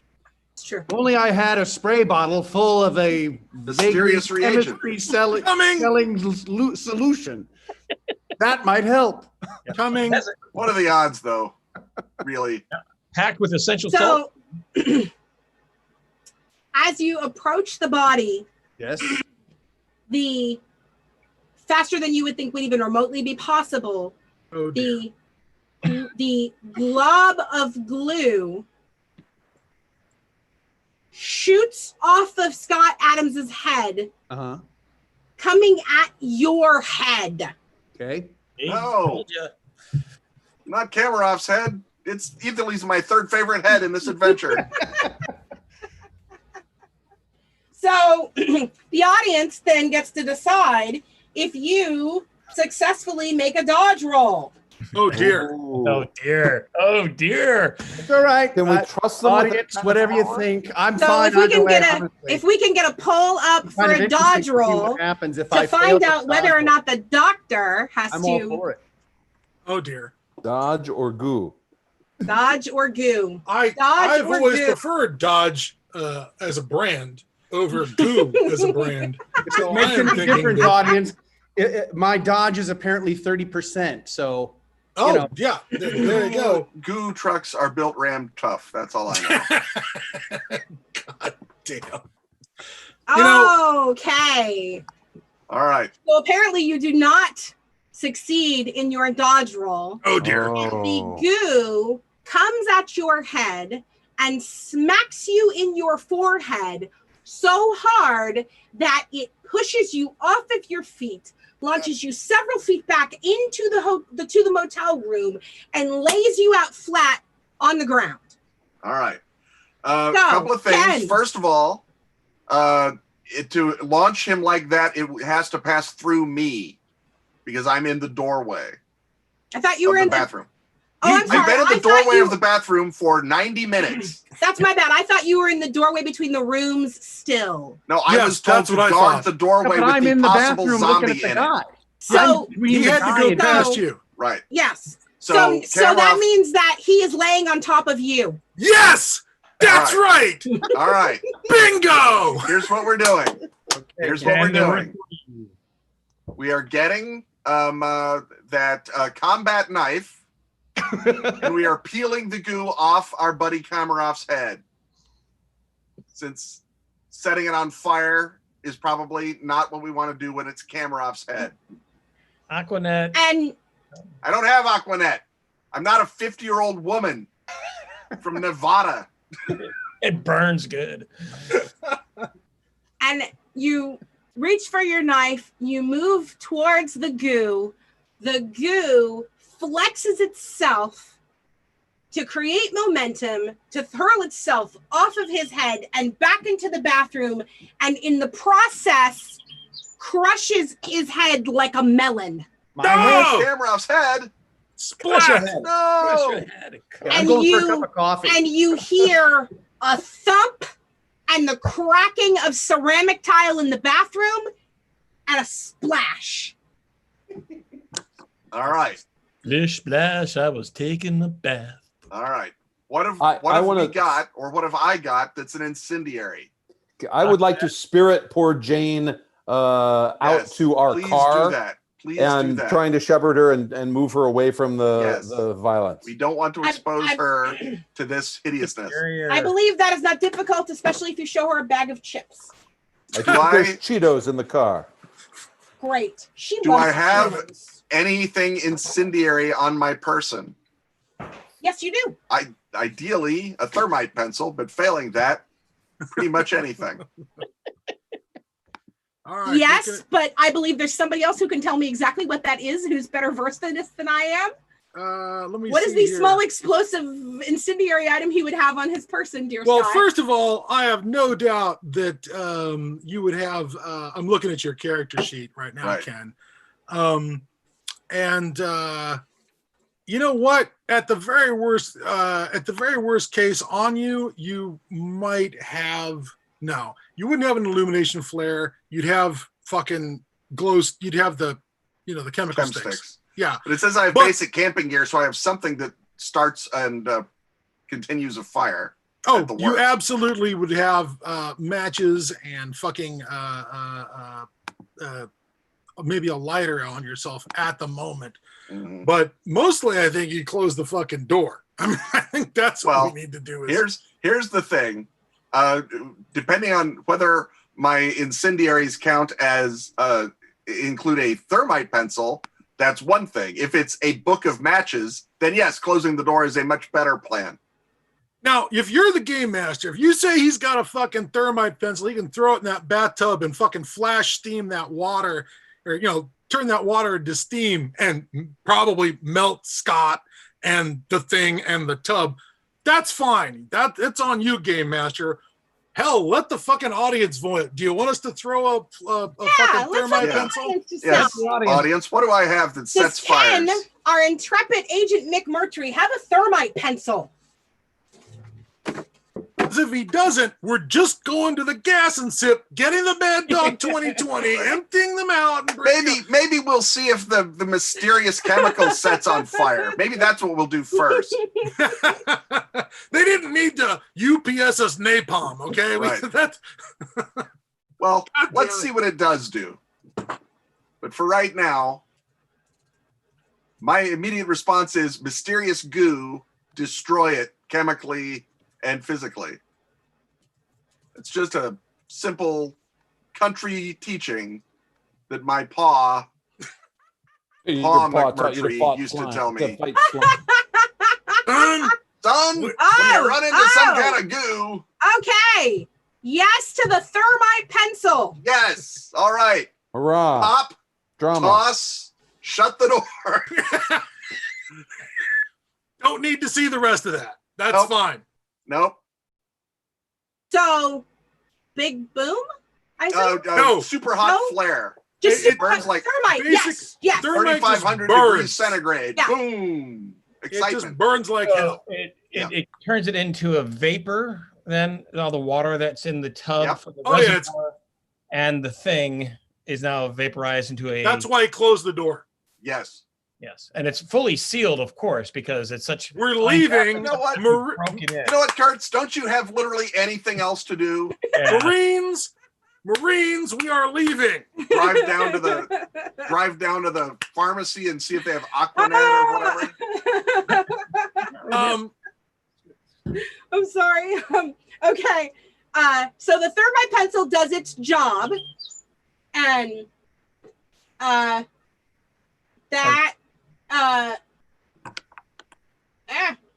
do we do with the column now?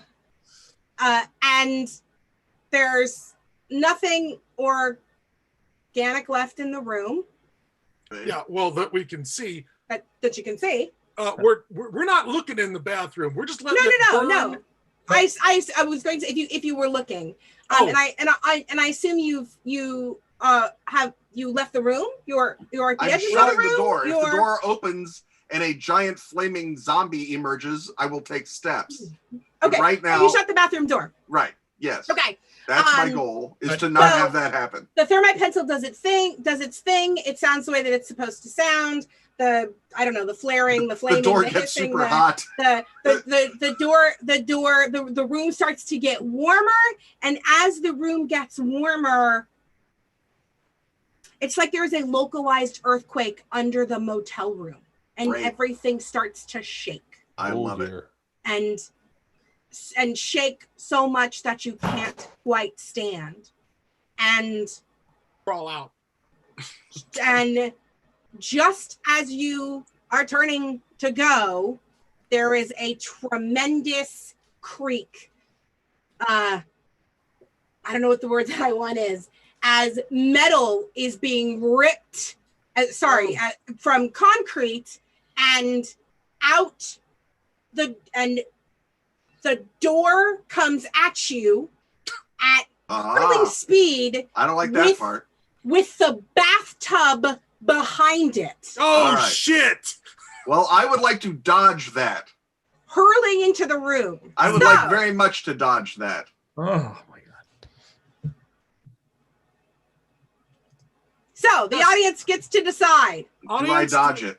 Does he get out of the room, or because there's more fun to be found? I promise. I'm a gifted dodger. If it comes to that, I have literally a 7 in 10 chance of dodging. Okay. There we go. I have dodged America's enemies' bullets and flying bathroom paraphernalia. There was that time that your brother. Oh my God. There was a time that your brother shot the refrigerator full of Tellarite and the door blew off. You dodged that, right? I dodged that. That was easy. Well, I've dodged appliances since I was knee-high to a We are close, and Mick Murtry with his dodge of 70. Yeah. Is fleet of feet enough that he rolls out of the way as the bathtub and the door hit the ground. All right. Crunch. Is there a giant monster following the bathtub and the door? Surging up out of the plumbing that is left is a much larger, bigger brother to the smaller piece of goo that started this entire adventure. I feel like perhaps, I feel like now's the time to send an alert signal, which sounds uncannily like a submachine gun being fired. Oh, jeez. Well, it's very quiet submachine gun. No, it's not. I want to start the engine of the Lincoln with James. I'm in, for some reason, I'm in that. Yeah, because even if you might be able to feel it, but you can definitely hear it from the car. Nothing bad. I'm not driving away just yet, though. I'm looking. And you're pretty sure the ground doesn't shake in Tennessee like this. Yeah, not supposed to. Yeah. Well, they have earthquakes. That's okay. Yep. All right. I'm unleashing on the thing and backing out the door of the room out into the parking lot is my plan. Okay. And everybody else is already out of the room? Yes. No one else has been in the room for what seems like days now. Okay. All right. And you close the door and. No, I'm not closing the door. You're not closing the door? I'm leaving the door. If the door closes, that's great. Good for the hinges. Well done. I am backing out through the door, and since I suspect some goo monster will be following me out the door, I will continue to fire a machine gun at the goo monster. At some point, someone will come up with a barrel of cleanser that was dropped off by FedEx, and hopefully deal with this. Yeah, if the door's closed, he's just going to leave a Ken-shaped hole in the door. It's Right, so if true. we've got a- It's so true. And by Hey, the way, boy. I don't know what sort of earbud situation we have, but this would be the time that I'm probably saying something like, fuck, which again, because it begins with an F, they will know is an alert signal. For F cell. Right, yeah. There we go. Run to the car. Run to the car. I'm putting it. Roy, what are you doing with the spray bottle? At this point, I am. It doesn't sound like things are going well in there. My thought is to throw that stuff into the trunk of the car with the rest of the papers we grabbed. Just throw that stuff in the trunk of the car, and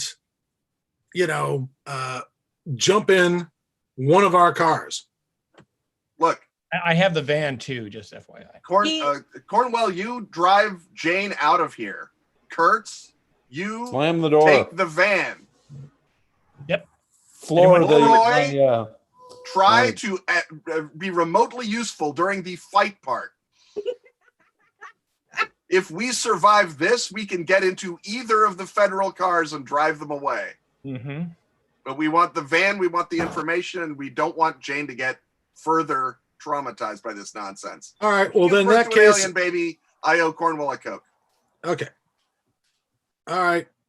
So I as know what I'm the doing. as the I'm- large blob of goo, the overly large blob of goo.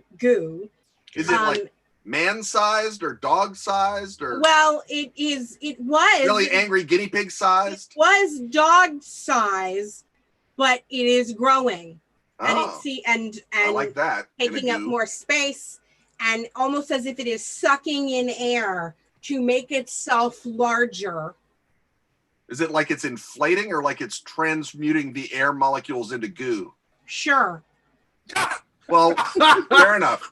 My Don't response really is the same regardless, which has been, as I point out, to fire a lot of machine gun rounds And into it. just when you think it is going to make its leap and come at you, it is almost as its if heart. it's almost as if from the other side it is sucked back down into the drain, into the plumbing from which it came. All right. Hey, put the plug in now. Yeah, that's a good plan. Just Well, flip the the thing. bathtub's not there, so Right. God. So it goes into the hole in the floor, basically. Mhm. The hole in the ground. I As I assume reiterate. there might be a pipe flooring sticking is out. torn up too. I reiterate. All right. Don't drink the Well, water. I've defeated it. It's run from me. It feared my machine gun. I assume I need to roll sanity at some point. Yeah. A goo monster is a thing. Yeah. So, audience, it That would time. seem to me that everyone Dear. should roll sanity. Never because- No. Only well, I actually saw the goo thing. Kamarov Is is that true? dead. Kamarov Kamarov- is dead. Kamarov's sanity is irrelevant now. Kamarov died on top of you. No, he died near me. He did, and you're wearing a lot of it. You're wearing a lot of goo. Yeah, You're yeah. wearing a lot of Yeah. camera off. So the audience Well, gets I've to always felt that decide. Kamarov's And work now will I'm in continue the with me. audience, so I The get to audience help. gets to decide if Ken passes his sanity check or not. Right. All right, let's see what happens. Well, I just he's have a machine gun. What could go wrong? Yeah, exactly. The guy with the machine gun's gonna be fine Right. every time. Every time. Do I have grenades? Sure. Thank God. Don't worry. You just have to burn some of your relationships. This is when we kick in the whole kick the dog, yell at the wife mechanic, Right. so that you can burn your My bond with my contacts. psychiatrist. Yeah. That asshole. Wow. We're getting close. We're getting close. Oh, come on. I'm beloved. Yeah, apparently. I'm getting a sense that you are People beloved. have taken to McMurtry's simple homely wisdom. His approach to goo in these uncertain times has struck a chord with them and resonated. Okay, well, we're even. Even. Oh, Tie? I think Leman Well, should be tiebreaker there. Yeah, Leman I've gets to already be the voted. I voted. Oh, okay. Leman Oh, you voted. did? Yes. You bastard. And then I need I didn't know we No. could vote. No, Jesus. I can vote because I'm Only dead. the dead can Oh. vote. Only It's the dead Chicago. can vote. It's Chicago Okay. rules.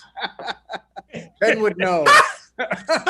Okay, well, since there is a tie, You have to actually roll. we will say that Ken.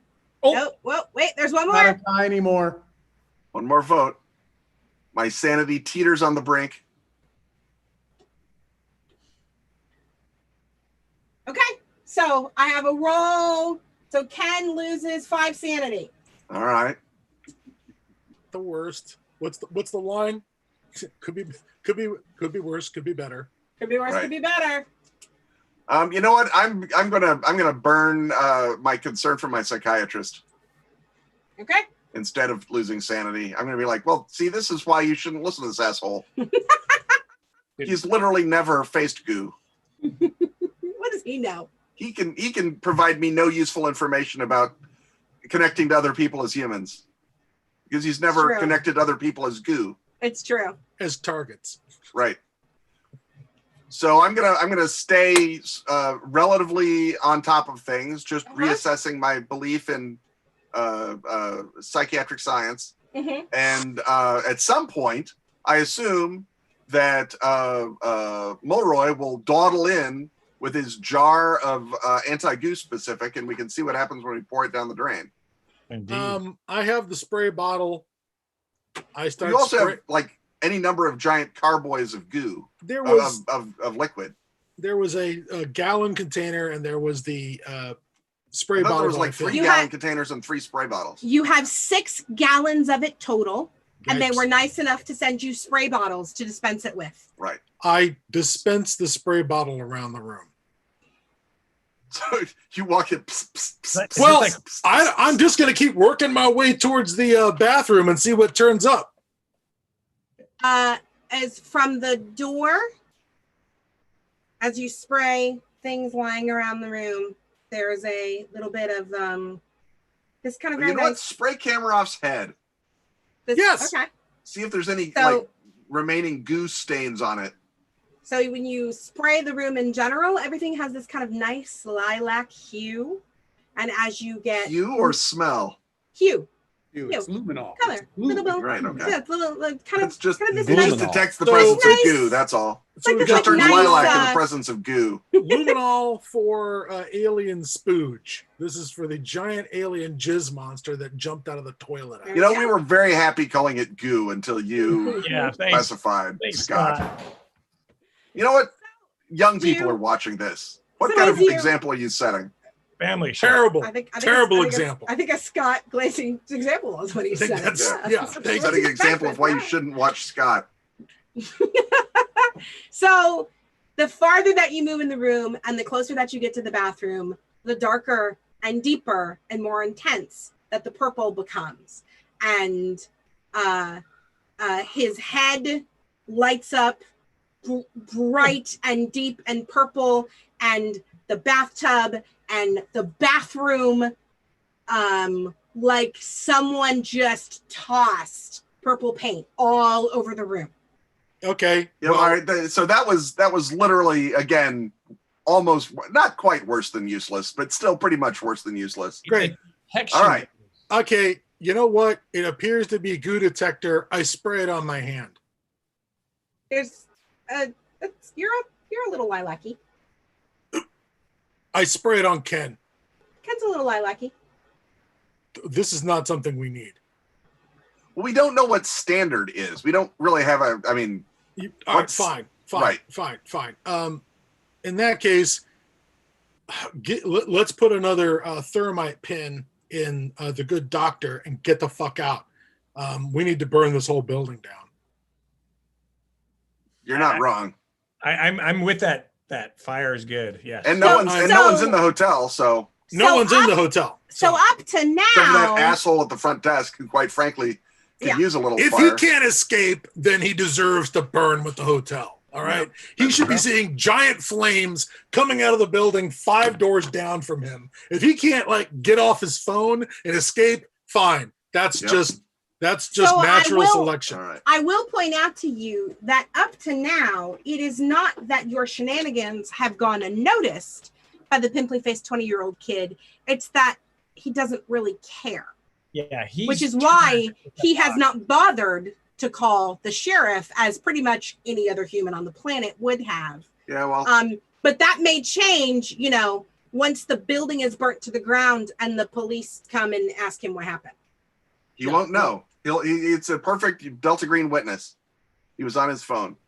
I'm with Scott. Let's light it up. Let's burn Kamarov's body in the course of burning the entire hotel down and get out of here. Yeah. Sounds we're not good. staying here. I don't know where we're staying. We've got a reservoir to not unhaunt. We got evidence. Hey, Migliore, can you spray the van a little bit?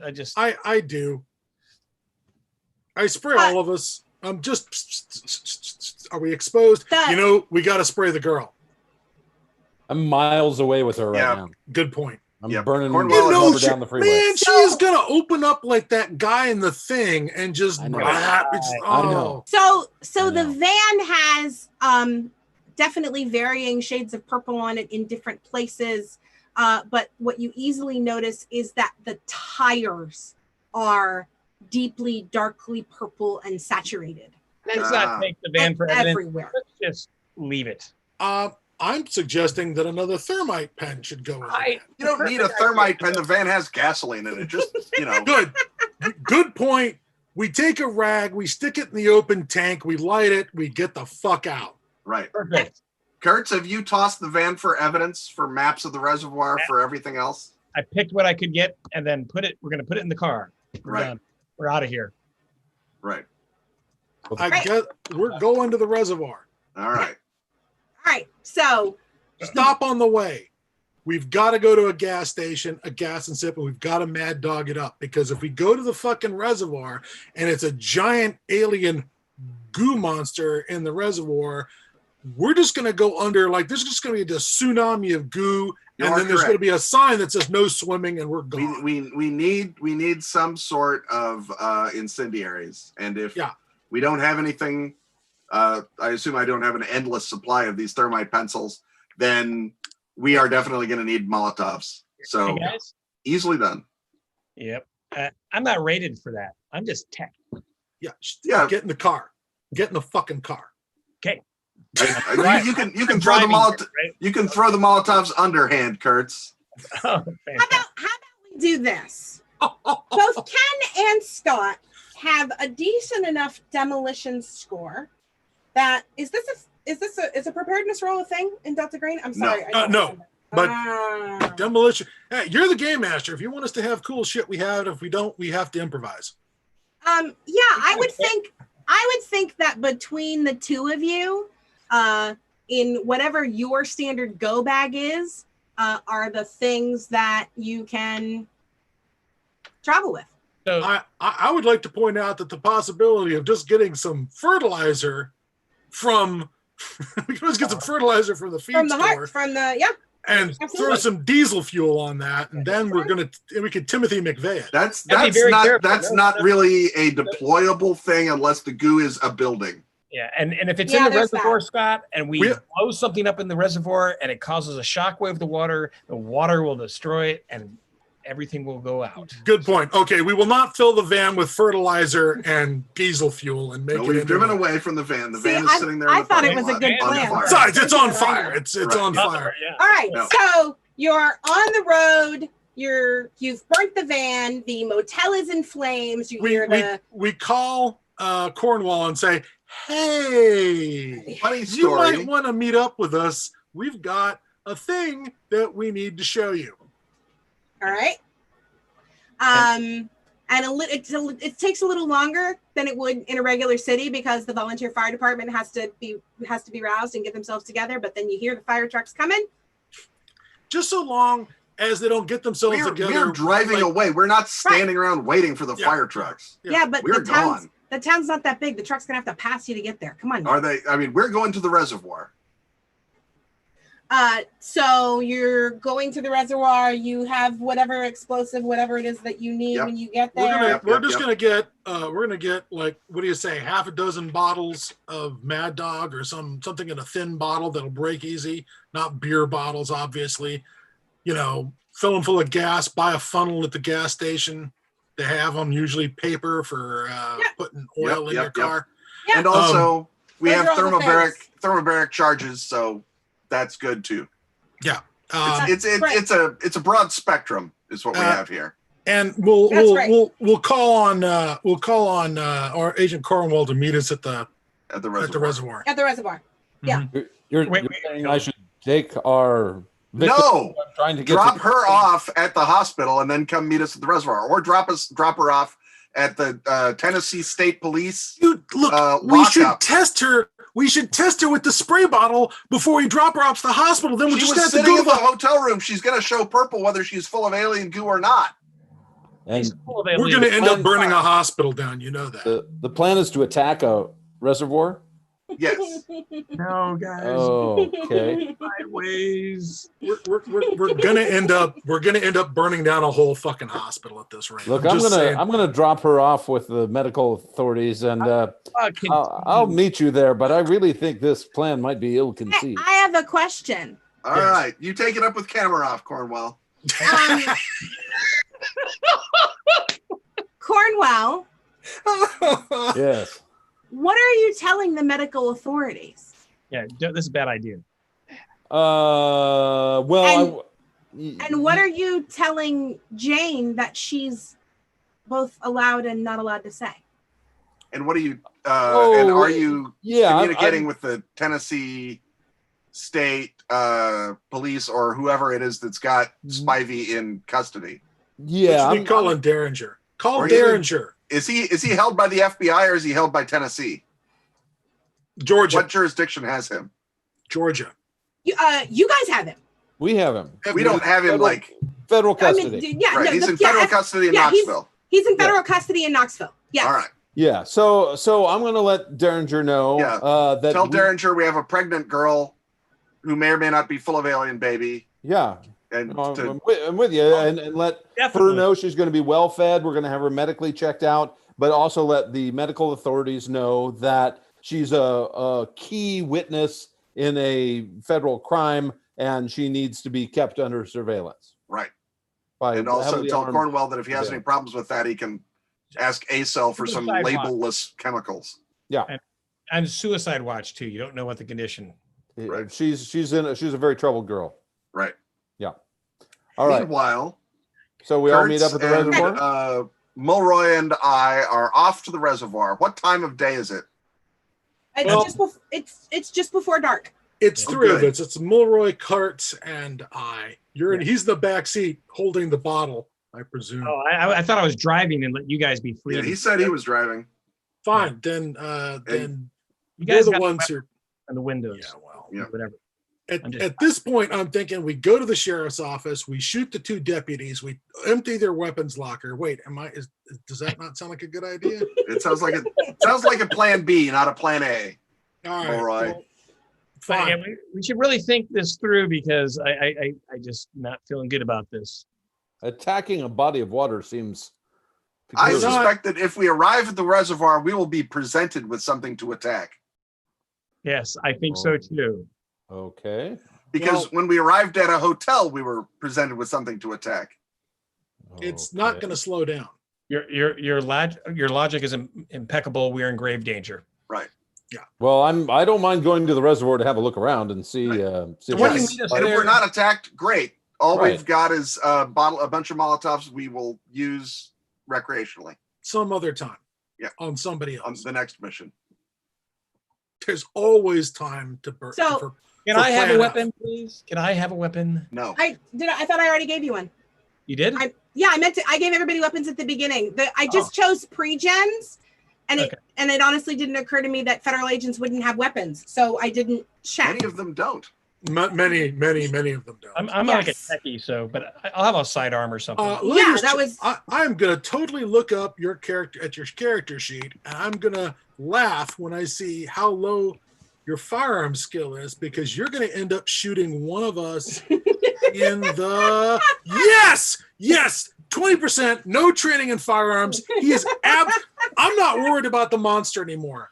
I'm going to get shot in the back by Kurtz. He's going to look really sad about it. Right. It's just math, right? It's pressure on the trigger. You point it at one direction. It's a vector. It's all math. I'm good at math. It'll be Shoot fine. me in the back. He's He'll be going to fine. shoot me in the back. He'll be fine. All right. So we're going to drive to the reservoir, and Cornwell's going to meet us. Yeah. Yes. So you meet at the. So you meet Yes, at the. we I see meet. you meet like at the entrance, the entry road to the reservoir, and you're going to drive yourself down Hi, over guys. to the water. Good to And see you can see very clearly the place where the kids hang out, because there's just garbage and beer bottles everywhere. And yes, Are there I kids bet that's there? where the kids When we hang out. stop the No. cars, Yeah. we stop the cars with the nose pointing back up the road, the direction we're going to flee. We that seems like turn a great idea. we just not the first rodeo. We make sure that we've got the cars pointing in the right direction. Right. We leave the keys in the ignition. It's running. Seems like a great idea. Yeah. Not really. Okay. All right. Okay. And now everyone gets a spray bottle, 3 spray bottles. We divvy up this junk. Hey, before we go on, can we just lower our heads and remember camera off? Boo. All right, let's go. Let's go. Camera off. All right. Jesus. Thanks. He told me shortly before he died that he wanted a Viking funeral. Which he got in Yeah. spades. Fantastic. You've been honored. Or it may have been shortly after he died. You know what? I'm not really keeping track at this point. If it was a proper Viking funeral, we would have thrown the girl in there to be a slave in the afterlife. But nobody listens to me about proper Viking funerals. He didn't kill what killed her. That he doesn't get that. That's not how it works. Oh God, this is the best nerd fight ever. Your knowledge of Viking culture is Pathetic. It's ephemeral Hey at man, best. all I know Leroy. is what And all I know is what Leroy, there's a guy in Idaho I want you to talk to. He runs a church. The gifted student of Odin. that's more of an onanist than God. an Odinist, isn't It's it? not though? it's not an either or, it turns out. Okay. Big all right, big overlap. Settle down. We Anywho. can fight about this later. Anywho, So we get out there with the spray are there bottles and teens start hanging at the reservoir Oh or God, not? what a terrible thought. Yes. No. Thank God. It's too early. They're not there yet. All right. Yet. Yeah. All right. How Then, many spray bottles do we have? How many spray bottles do we have? 3. 4? 3. I take one. then 9 when I, millimeter in the right then hand, spray bottle in the I left. get on the blower to Cornwell and I say, when you get here, Okay. I'm park here. across the road. Oh, you're here. Great. Hi. Park your car across the road so teens can't come down the road. Oh, They could sure. walk around the edges of my car, Yeah. but I can But try. if they're on foot, then What if they're they not don't like have any legs? teen This'll boys totally I've block ever them. met in my life. That will also We're mean not my in car is Brooklyn. blocking We're in your car in. Tennessee. Is If that they okay? can't drive it, they can't go there. What Cornwall said, let's not block our avenue of escape. He's part of our avenue of escape. Well, He's there's room blocking with our other escape. car facing the road, right? It's not Yeah. All right. parallel. Fine. I park. Parallel, Now, facing the road. now One of us let's will go look first. around for the signs of the van's tire tracks to indicate where it has been. Free the ground. Yeah, Well, the that's a ground search. it's dark. The Why, ground is not why going to don't change we use colors. the lilac spritzer and see if they're glowing With tire the- tracks? yeah, If the, get if out the- our if the- if the flashlights lilac glows in the dark, sure. It does. Okay. Do I get to go now? Please. Yes, Whatever you want. You're the GM. you Ah. can shut us down. I told Gwen to give you a device to turn off our mics if I think this. Oh, this I'm a keeps co-host. I turning actually the think I mics can off do is a that. certain thing. Oh no. So as you spray, as you look around, as you watch everything turn purple, and you get closer and closer to the reservoir and actually spray the concoction on the water itself, it becomes very clear that the difference between what is light and what is dark and saturated is how wet it is, or its proximity to the water. And it doesn't, you don't need your doctor with his 80 in biology to know that whatever the hell this is, it's in the reservoir, which is the county's water supply. which means it's in everybody in town. I think we do need our doctor. I need him. I need his quiet wisdom. A little bit too late for that. Yeah, well, there we are. All right, so anyone have an idea of how to purify a reservoir? Maybe Nothing we call purifies in, quite like fire. we call in FEMA or something, and Yeah, and I mean, we call definitely have to call the federal EPA and say that emergency. there's a toxin leak or Yeah, whatever. exactly, and get Let's, the people off the water. And We get on the horn to Derringer and we say, we tell him, we have a water problem. we've got, if this creepy purple stuff, lilac, lights up on Spivey, then it lights up on the goo that we saw, and it lights up on the reservoir. This whole place needs to be burned to the ground. What's our options for a backpack nuke or a CDC or a EPA? I will actually, you just went 3 steps ahead of me, so we'll just go there now. Derringer tells you that the purple goo lights up all of the, yes, Spivey, but not really so much. But in particular, remember I mentioned all those tiny micro incisions as if he had some kind of intense surgery? Yep. Like fucking Christmas. It lights up all of the incision lines. Right. So there is a source of the contamination. There has to be. It was not always here in the reservoir. It's recent. Yeah. So That we have would to be a find pretty the good source thought. of the contamination. And as you are mulling this over, And that means either looking at the rate of flow from the reservoir, or it means looking for recent disturbances on the shores of the reservoir, like areas where trees have been knocked down. There's, some sort of indication a meteor has fallen, something has happened. Why Billy versus anyone else? I mean, why isn't the whole town just Right? Are we sure? well, there are, you know from the internet stories about Groversville that many townspeople have similar stories about Missing I lost time. I lost 2 hours. I lost 4 hours. I woke up and my wife wasn't in bed in the middle of the night. And then when I woke up, she was, and she told me she was there all night.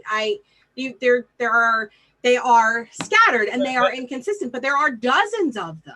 But so lost time is one thing, but Billy had, like, he was altered or had been inserted or fell into something that gave him all these little incisions. I guess I would just point out that you know about Billy because he committed a crime.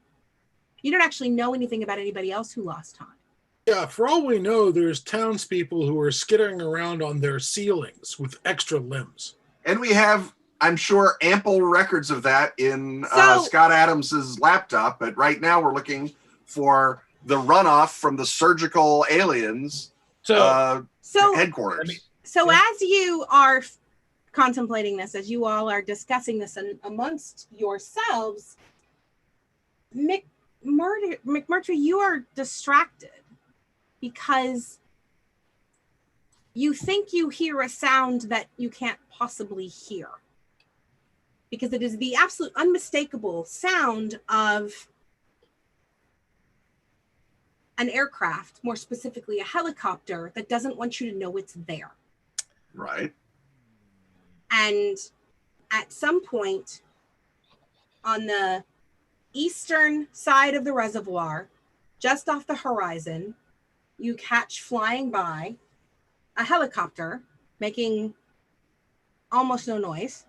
Right. As it heads east, to the east off into the distance. And you're now it is after dark. But it's getting dark. You got there before dark. Okay. And you're 60 in military science. No, you know for a fact that not only is this obviously the black helicopter that the teenage girl told you about, but these are helicopters used for covert ops. Yeah, right. Just and like toward the last location that Billy had on the cell phone. And look at Agent Kirk, or at Kurtz. Kurtz. Yes, Kurtz. Right. Fucking bring in the knowledge that is absolutely in the direction of that one odd ping on his phone. And if you pull up a map, that whole area is about 1.5 miles down the road from you. I say we go there. Drive over there immediately. Right. Yes. I'm presuming the chopper's running without lights, but we can still hear it and we can still see it. Yeah. And we know the location. Yeah. I mean, in another 20 minutes, it'll be too dark and you won't be able to see it. And if you heard it and you didn't know what it was, you wouldn't know what it was. Right. Okay. We should go right now. Right. Yes, absolutely. Now, is Get this in the something cars that and drive around the reservoir frontage road or whatever, as close as Google Maps says we can get, and then get as close as eyeballing the terrain says we can get. are If we you're gonna willing, Can if we? you're No, we're willing driving. to, if We're you're driving willing in the to, cars. if you're willing to pile in the sedans and take out a gate, you can take the back road so that you don't actually have to go around the reservoir. That do dumps it. you out on the side that you want and sends you off on the road you need to be on. Let's do I that. like the sound of that.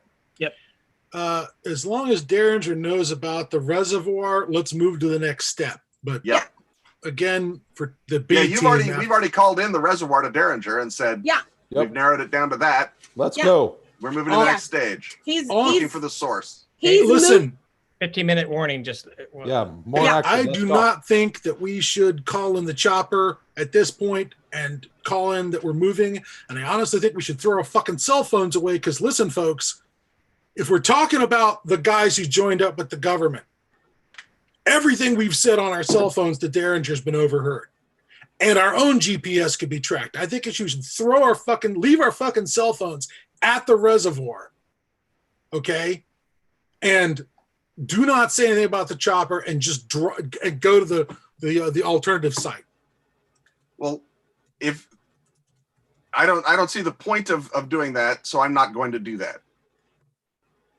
All right. If other Delta Green is tracking us, what are they going to find out? Oh, that's right. There's a chopper. Well, they know that. They're going to know that we know that because we're going to show up and set it on fire. Mhm. I'd like to surprise them. If we get on the horn and say, "Hey, Derringer, we saw something." No, I agree. We don't call in the chopper, but They already know we're here. right, yeah. And I'm thinking that if we leave the cell phones with the chips and the whole thing and the SIM cards at the reservoir, they'll think we're at the reservoir, and that'll buy us a little bit of surprise. Well, Right, I got we're some in a burner car phones. which will have here. chips, which Put they can together. track.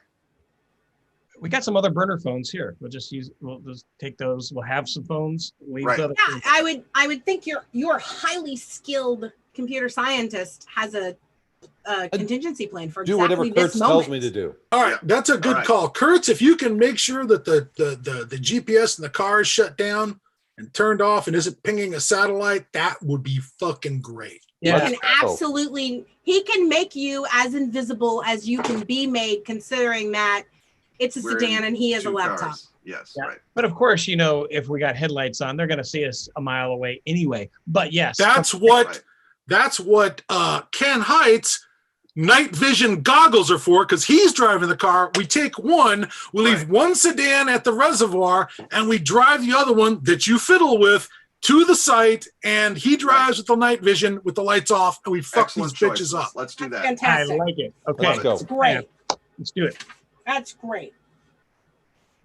So, as you leave the reservoir, the world gets sparser, and from you pass several farms, and you're about to pass another farm that it's clear that the house is dilapidated. It's falling apart. It's definitely empty. There are no lights on.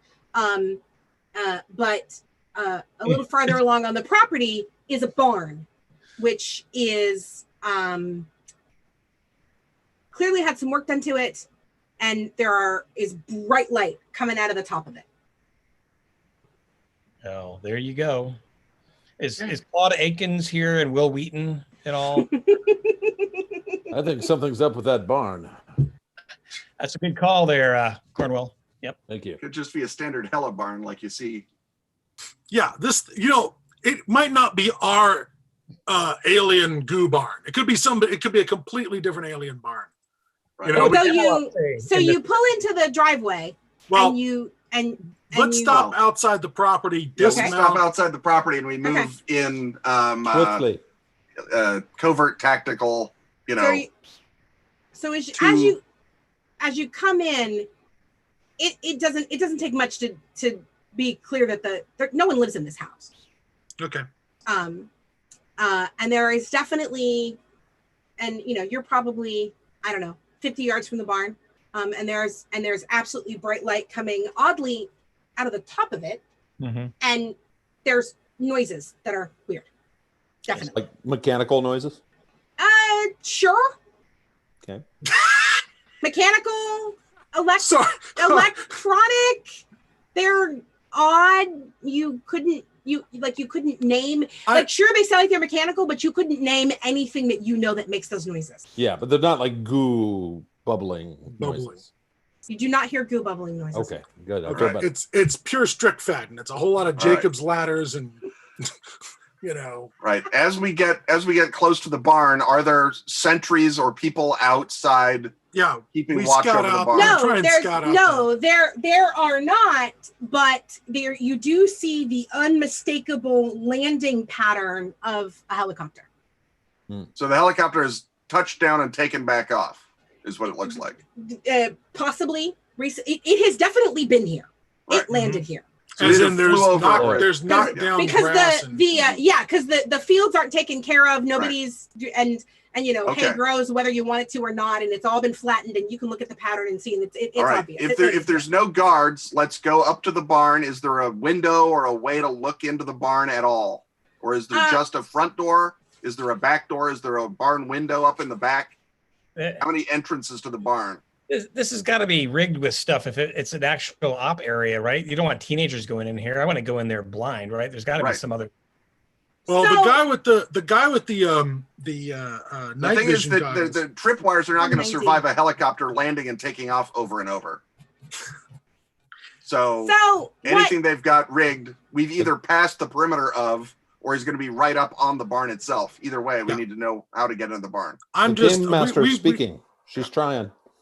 So it's just a barn, and there should be a front door at the very least. Barns don't usually have windows. They might have holes for ventilation for the things that are like windows, ventilation sometimes for there's the a place animals. you can load hay or not. But yeah, so you approach what you, by its shape looks like is probably the front, or the back, probably the front because of the face of the house. And there should be a door, and there's not, because it looks like basically all of the exterior walls of the building have this like spray, like some kind of epoxy on them. Is it a secreted resin? Is that the line? It's some sort of secreted resin, but secreted from what? Nobody. Well, I don't want to bogart Scott's bit here, but this seems like a real prima facie case for setting a barn on fire. The ground level doors are sealed, and opening them reveals a sheet of, Scott Glancy, dry resin-like matter. I think opaque to see through. I believe that when it's time for Plan F, you just know. Yeah. I start handing out the Bad Dog 2020 bottles. Right. And, you know, light that sucker up. So your presence outside has not gone unnoticed. Well, especially once we start lighting Molotov cocktails. Yeah. And from the roof of the barn, before you see anything, you hear this buzzing noise that's far too loud and at a frequency that makes your entire body and your brain uncomfortable. All right. I'm going to load one of the thermobaric grenades into the grenade launcher on my long arm and fire it at the roof of the barn. Worst case scenario, I set the roof on fire. Best case scenario, I hit the buzzing. And set the roof on fire. And set the roof on fire. I guess absolute best case scenario, I die of a heart attack instantly and don't know what happens afterwards. But So, as you expect that the roof of the barn is going to burst into flames, and I hope and expect. And yet there's no fire, but you definitely know that now something is wrong inside, and you can hear fire burn. You can see smoke coming out of the building. There is a ruckus happening inside, and so something is panicking. And as your projectile went in, coming down from the barn, as the buzzing gets louder, is this bigger than a man. It flies, so you'd think maybe it's a bug, but everything about it to be a bug is wrong, and it is the chitin is shiny, and it's like oozing ichor, and there's not really a head. It's just this kind of orb with all of these little spikes or antennas or something on top of it, and it is moving at an incredible speed. Or is it just that you can see it, and then one moment you can't see it, and the next moment that you see it, it's even closer to you than before, as if it's a film that is skipping, and you can't. That's great. See its presence all the time, and it is coming right for the group of you. Well, when all you have is a machine gun, everything looks like a transdimensional goo monster. So I'm unleashing on it. I'm not trained for this. I know. Keep throwing. If I don't go crazy, I open up with a 9mm and the lavender spritz bottle. That spritz bottle. So you're a Kimbo with the pistol in one hand and the bang. Just keep moving those fingers.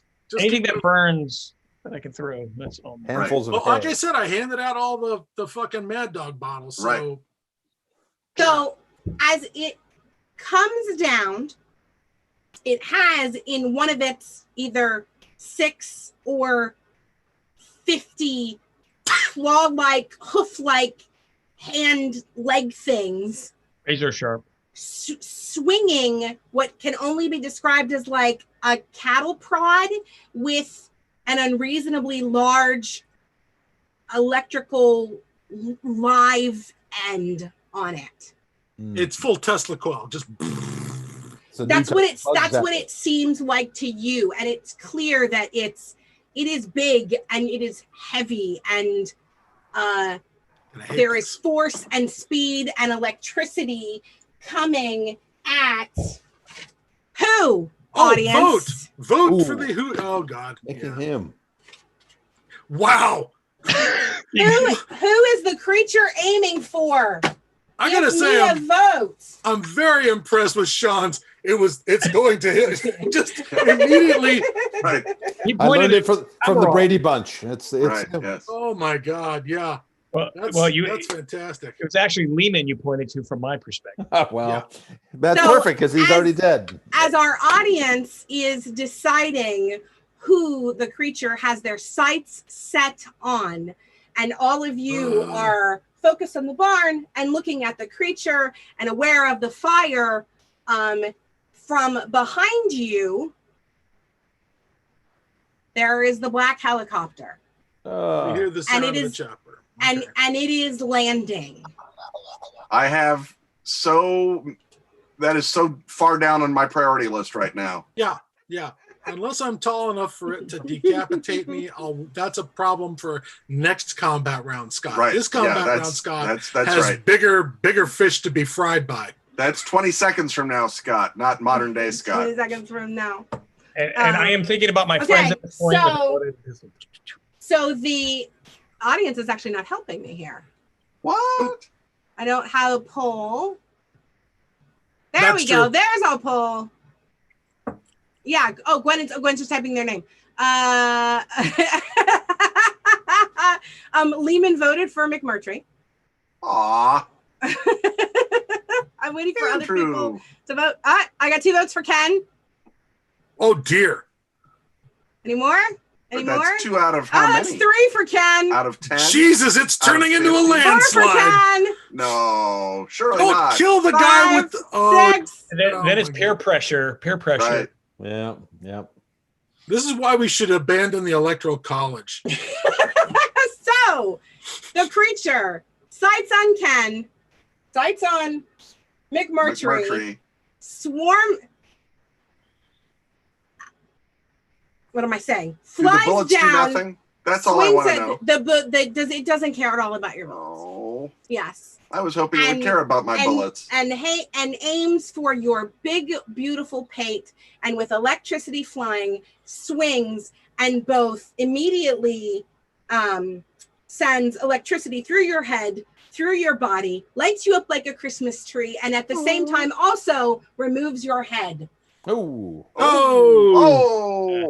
And I hate to see it.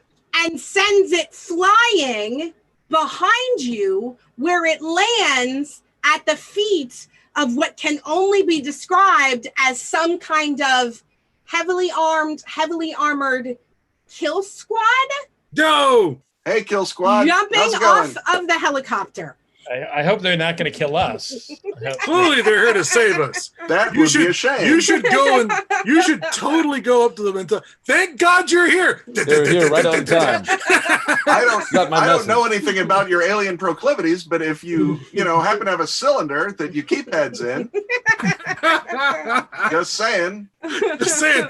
I could go to Yuggoth. I'd be very handy. I got nothing on right now, and I've already pissed off my shrink. So if Kamarov was here, he would help you. But and sadly, because of time restraints, the limit to my epicness is that with MP5s at the ready, they drop your team.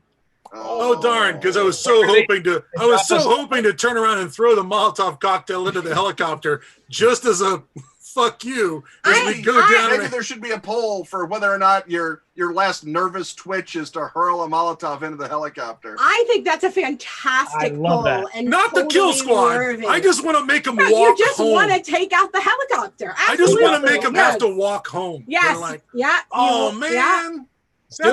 That's coming out of our pay. You won, but you have to walk, fuckers. that's right.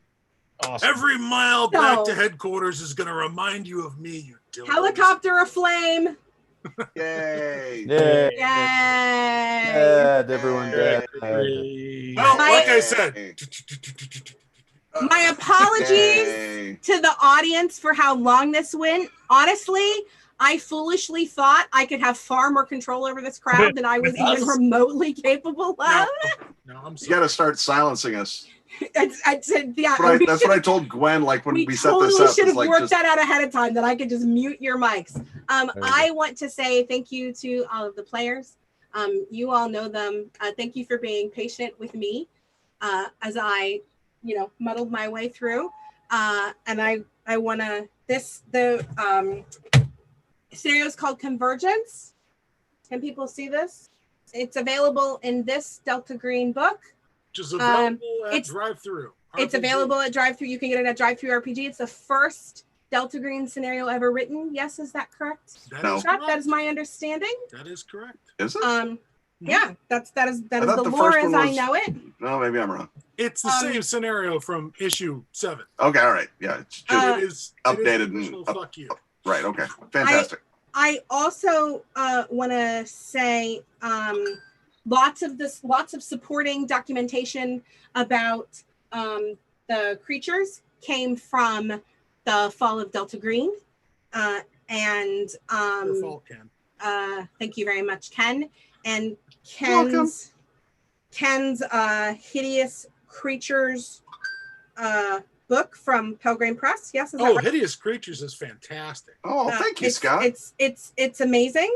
As well as some inspiration from Sandy Peterson's Field Guide to Lovecraft Horrors. Mm-hmm. And then, of course, none of this would have been possible without the beautiful collection that is the Delta Green Handler's Guide and the Delta Green Player's Handbook.